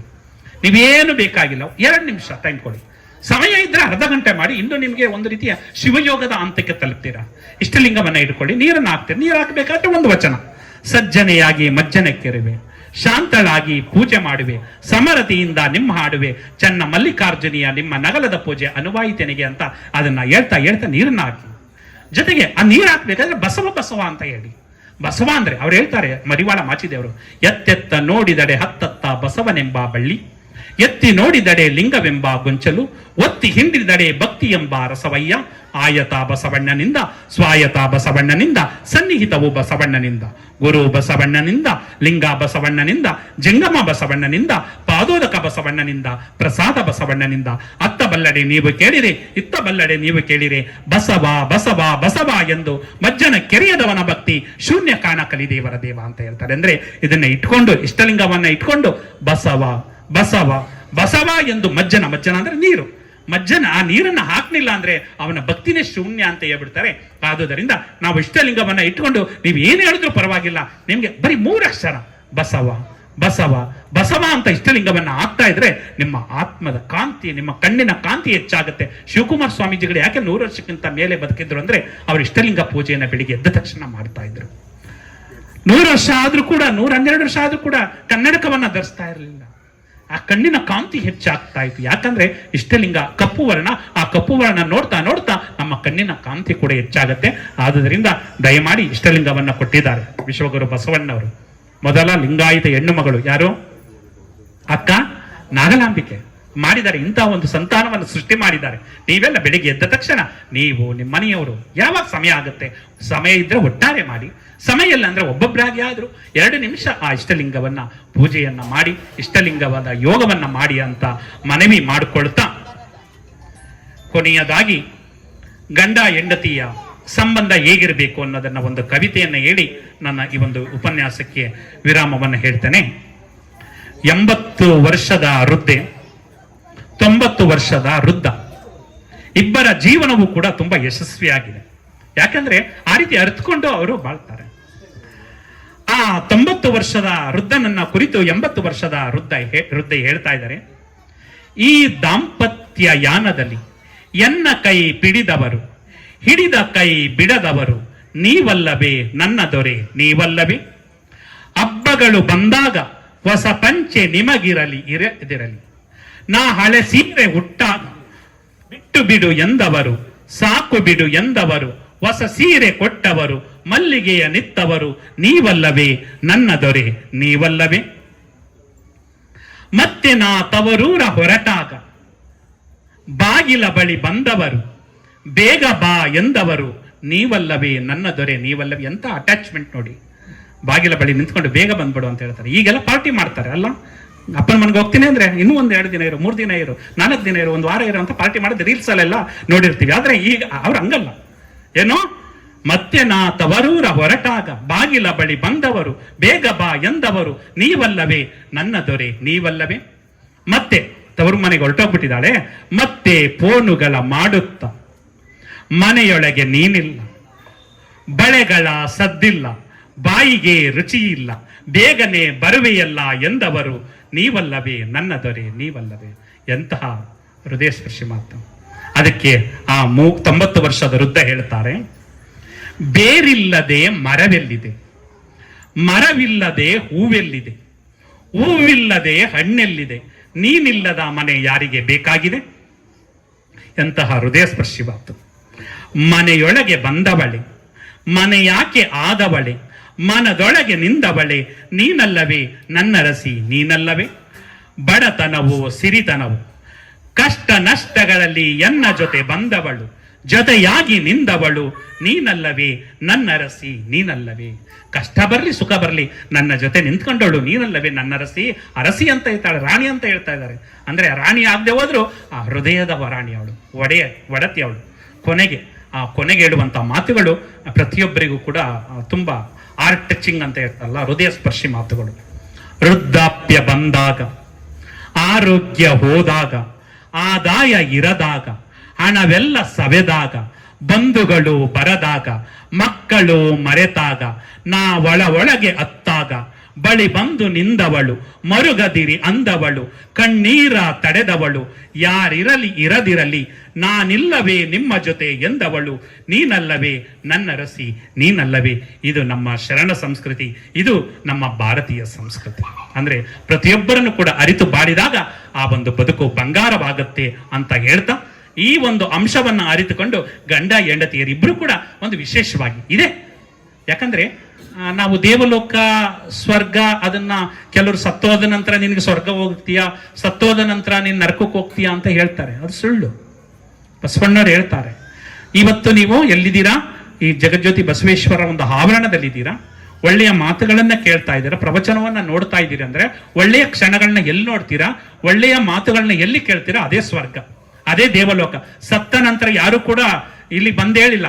ಸುಮಾರು ಜನ ಕಳ್ಕೊಂಡಿದೀವಿ. ಯಾರಾದ್ರೂ ಬಂದು ಅಪ್ಪ ನಾನು ಸ್ವರ್ಗದಲ್ಲಿ ಇದ್ದೀನಿ ಅಂತಾನೋ, ಅಪ್ಪ ನಾನು ನರಕದಲ್ಲಿ ಇದ್ದೀನಿ ಅಂತಾನೋ ಯಾರಾದ್ರೂ ಹೇಳಿದಾರ? ಯಾರು ಹೇಳಿಲ್ಲ. ಅದಕ್ಕೆ ಬಸವಣ್ಣರು ಹೇಳ್ತಾರೆ, ದೇವಲೋಕ ಮರ್ತ್ಯಲೋಕವೆಂಬುದು ಬೇರಿಲ್ಲ ಕಾಣಿರೋ, ಸತ್ಯವ ನುಡಿಬುದೇ ದೇವಲೋಕ, ಮಿಥ್ಯವ ನುಡಿಬುದೇ ಮರ್ತ್ಯಲೋಕ, ಆಚಾರವೇ ಸ್ವರ್ಗ ಅನಾಚಾರವೇ ನರಕ, ಕೂಡಲ ಸಂಗಮ ದೇವ ನೀವೇ ಪ್ರಮಾಣ. ದೇವಲೋಕ ಮರ್ತ್ಯಲೋಕ ಬೇರೆ ಯಾವುದೂ ಅಲ್ಲ ಕಣಪ್ಪ, ಸತ್ಯವ ನುಡಿಬುದೇ ದೇವಲೋಕ. ಸತ್ಯದ ವಚನಗಳನ್ನ ನಾವು ಹೇಳ್ತಾ ಇದ್ದೀವಿ, ನೀವು ಕೇಳ್ತಾ ಇದ್ದೀರಾ ಅಂದ್ರ ನೀವೆಲ್ಲಿದ್ದೀರಾ? ದೇವಲೋಕದಲ್ಲಿದ್ದೀರಾ. ಮಿಥ್ಯವ ನುಡಿಯುವುದೇ ಮರ್ತ್ಯಲೋಕ. ಎಲ್ಲಾದ್ರೂ ಸುಳ್ಳು ಹೇಳ್ತಾ ಇದ್ರೆ ಅಲ್ಲಿ ನಿಂತ್ಕೊಂಡ್ರೆ ನೀವು ಮರ್ತ್ಯಲೋಕದಲ್ಲಿದ್ದೀರಾ. ಆಚಾರವೇ ಸ್ವರ್ಗ, ಆಚಾರಯುಕ್ತವಾದಂತಹ ಕಾರ್ಯಕ್ರಮ ಈ ಒಂದು ಆವರಣದಲ್ಲಿ ನಡೀತಾ ಇದ್ದಾರೆ, ಅದು ಸ್ವರ್ಗ. ಅನಾಚಾರ ಇದ್ರೆ ಅದು ನರಕ ಅಂತ ಹೇಳ್ತಾರೆ. ಅಂದ್ರೆ ಇವತ್ತು ನೀವೆಲ್ಲಿದ್ದೀರಾ? ಎಲ್ಲಿದ್ದೀರಾ? ದೇವಲೋಕದಲ್ಲಿದ್ದೀರಾ. ಎಲ್ಲಿದ್ದೀರಾ? ಸ್ವರ್ಗದಲ್ಲಿದ್ದೀರಾ. ನಾವು ಎಂತ ಒಳ್ಳೆಯ ಕ್ಷಣಗಳನ್ನ ಕಳಿತೀವ, ಅದೇ ಸ್ವರ್ಗ, ಅದೇ ದೇವಲೋಕ. ಇಂತಹ ಕಾರ್ಯಕ್ರಮಗಳನ್ನ ಕಣ್ತುಂಬಿಕೊಂಡಾಗ ನಿಮ್ಮ ಆಯಸ್ಸು ಕೂಡ ವೃದ್ಧಿ ಆಗುತ್ತೆ ಅಂತ ಹೇಳ್ತಾ, ಈ ವಚನಗಳನ್ನ ನಾವು ಕೇಳ್ತಾ ಇದ್ರೆ ಏನಾಗುತ್ತೆ? ಸದ್ವಿಚಾರ ತಲೆಯಲ್ಲಿ ಉಂಟಾಗುತ್ತೆ, ಸತ್ಕಾರ್ಯ ಕೈಯಲ್ಲಿ ಉಂಟಾಗುತ್ತೆ, ಸವಿ ಮಾತು ಬಾಯಲ್ಲಿ ಉಂಟಾಗುತ್ತೆ, ಸದ್ಭಾವ ಎದೆಯಲ್ಲಿ ಉಂಟಾಗುತ್ತೆ. ಆ ವಚನಗಳನ್ನ ಕೇಳಿದಾಗ ಈ ಒಂದು ಜೀವನ ಒಂದು ವಿಶೇಷವಾಗಿ ಬರುತ್ತೆ ಅಂತ ಹೇಳ್ತಾ, ಒಂದು ಸಲ ನಮ್ಮ ಈಶ್ವರ ಮಂಟೂರ್ ಅಂತ ಜಮಖಂಡಿಯವರು, ಕೇಳಿರ್ಬೋದು, ವಿಜಯಪುರದ ಹತ್ರ ಜಮಖಂಡಿ ಇದೆ. ಅವರು ರೈಲಲ್ಲಿ ಪ್ರಯಾಣವನ್ನ ಮಾಡ್ತಾ ಇರ್ತಾರೆ. ಪ್ರಯಾಣ ಮಾಡ್ತಾ ಇರ್ಬೇಕಾದ್ರೆ ಎದುರುಗಡೆ ಒಬ್ಬ ಅಮ್ಮ ಮಗುನ ಕೂರಿಸ್ಕೊಂಡಿದ್ದಾರೆ. ಆ ಕೂರಿಸ್ಕೊಂಡಿರುವಂತಹ ಮಗು ಅಳ್ತಾ ಇದೆ. ಆ ಅಳುವ ಮಗುವನ್ನ ಕೆಂದುಟಿಯಲ್ಲಿ ದೇವರನ್ನ ಕಂಡುಬಿಡ್ತಾರೆ ಅವರು. ಅವರು ಪಾಪ 49 ವರ್ಷ, ನನ್ನ ಆತ್ಮೀಯ ಸ್ನೇಹಿತರವರು 49 ವರ್ಷಕ್ಕೆ ಲಿಂಗೈಕ್ಯರಾಗ್ಬಿಟ್ರು, ಹೃದಯಾಘಾತ ಆಗಿ. ಅವರು ವಿಡಿಯೋಗಳೆಲ್ಲ ಪ್ರವಚನಗಳೆಲ್ಲ ತುಂಬಾ ಚೆನ್ನಾಗಿ ಮಾಡ್ತಾ ಇರ್ತಾರೆ. ಅವ್ರು ಹಾಡು ಅಂದ್ರೆ ಆಗ ಅವರು ಆ ಸಂದರ್ಭದಲ್ಲಿ ಆ ಮಗು ಅಳುವ ತುಟಿಯಲ್ಲಿ, ಕೆಂದುಟಿಯಲ್ಲಿ ದೇವರನ್ನ ಕಾಣ್ತಾರಂತೆ. ಅದೇ ಸಂದರ್ಭದಲ್ಲಿ ಒಂದು ಕವಿತೆಯನ್ನ ರಚನೆ ಮಾಡ್ಬಿಡ್ತಾರೆ. ಆ ಕವಿತೆ ಯಾವುದು ಅಂದ್ರೆ, ದೇವನು ಎಲ್ಲಿಗ ಎಂತಿಗ ಎಂದು ಯಾರನ್ನು ಕೇಳದಿರು, ಕಣ್ಣ ಮುಂದೆಯೇ ಸುಳಿಯುವ ದೇವನ ಅರಿಯದೆ ಹುಡುಕದಿರು. ದೇವನು ಇರುವನೋ ಎಲ್ಲವೋ ಹೇಳು ನೀ, ದೇವನು ಎಲ್ಲಿಗ ಎಂತಿಗ ಎಂದು ಯಾರನ್ನು ಕೇಳದಿರು, ಕಣ್ಣು ಮುಂದೆಯೇ ಸುಳಿಯುವ ದೇವನ ಅರಿಯದೆ ಹುಡುಕದಿರು. ದೇವನು ಇರುವನೋ ಇಲ್ಲವೋ ಹೇಳು ನೀ.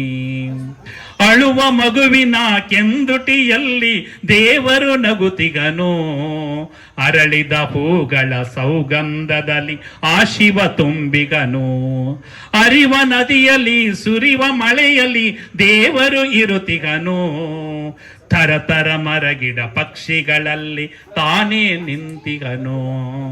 ದೇವನು ಇರುವನೋ ಇಲ್ಲವೋ ಹೇಳು ನೀ.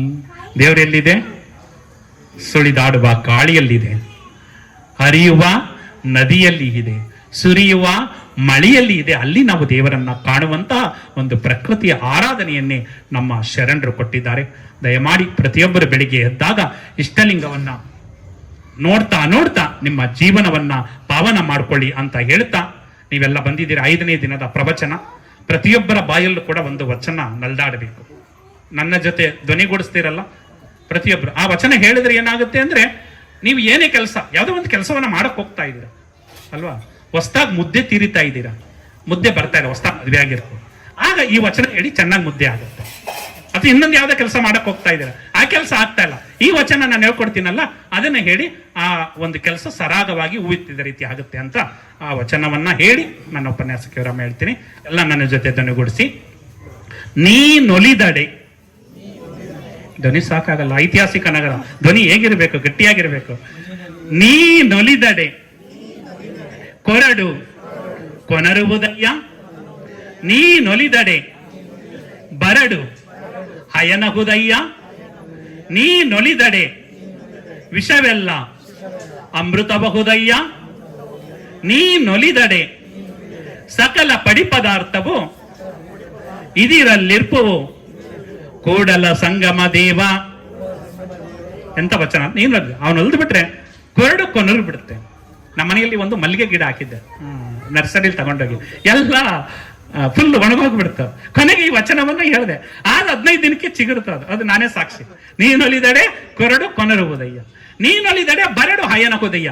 ಈ ಕೆಲವು ಹಸುಗಳು ಬರಡು ಅಂತ ಅಂತೀವಿ, ಆದ್ರೆ ಅವನು ಹೊಲ್ದು ಬಿಟ್ರೆ ಆ ಹಸುಗಳು ಕೂಡ ಕರೆಯಕ್ಕೆ ಸ್ಟಾರ್ಟ್ ಆಗ್ಬಿಡ್ತಾವ. ನೀನೊಲಿದಡೆ ವಿಷವೆಲ್ಲ ಅಮೃತವಾಗಿದೆ, ವಿಷನೂ ಕೂಡ ಅಮೃತವಾಗ್ಬಿಡುತ್ತೆ.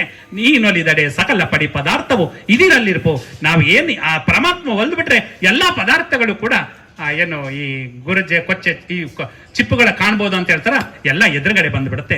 ಈ ವಚನವನ್ನ ಜೀವನದಲ್ಲಿ ಅಳವಡಿಸ್ಕೊಳ್ಳಿ ಅಂತ ಹೇಳ್ತಾ, ಹೊರಡುವೆ ನಾನು ಹೊರಡುವೆ ಮುಂದೆ, ಬರುವುದು ವಿಶ್ವವು ನನ್ನಯ್ಯ ಹಿಂದೆ, ಅವರಿವರೆಂಬೆನೆ ಎಲ್ಲರೂ ಒಂದೇ, ಎಲ್ಲರಿಗಿರುವನು ಒಬ್ಬನೇ ತಂದೆ, ಬರುವೆನು ಭೂಮಿಯನ್ನು ಬೆಳಗಿ ಬಸವನ ಬೆಳಕೆ ಎಲ್ಲಾಡಿ ಬಂದೆ, ಭಾರತವೆಲ್ಲ ಸುತ್ತಾಡಿ ಬಂದೆ.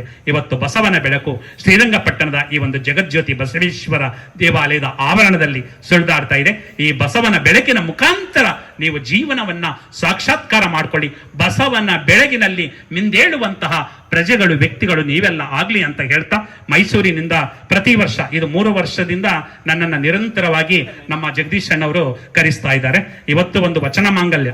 ನೀವೆಲ್ಲ ಮದುವೆಗಳೆಲ್ಲ ಬೇರೆ ಮಂತ್ರಗಳನ್ನೇ ಏರಿಸಿ ಮದುವೆ ಮಾಡಿಸ್ಕೊಂಡಿದ್ದೀರಾ, ಆದ್ರೆ ಇವತ್ತು ಸಂಪೂರ್ಣವಾಗಿ ಒಂದು 2 ಗಂಟೆಯ ಸಮಯ ವಚನಗಳನ್ನೇ ಹೇಳಿ ಮದುವೆ ಮಾಡಿಸ್ತೋ. 1,500 ಜನ ಕೂತಿದ್ರು. ಪ್ರತಿಯೊಬ್ಬರು ಕೂಡ, ಒಬ್ರು ಕೂಡ ಫೋನ್ ಬಳಸ್ತಿಲ್ಲ, ಒಬ್ರು ಪಕ್ಕದವ್ರ ಜೊತೆ ಮಾತಾಡ್ಲಿಲ್ಲ. ಆ ರೀತಿ ಒಂದು ವಚನ ಮಾಂಗಲ್ಯವನ್ನ ನಡೆಸಿ ಡೈರೆಕ್ಟ್ ಇಲ್ಲಿಗೆ ಬಂದಿದ್ದೇವೆ.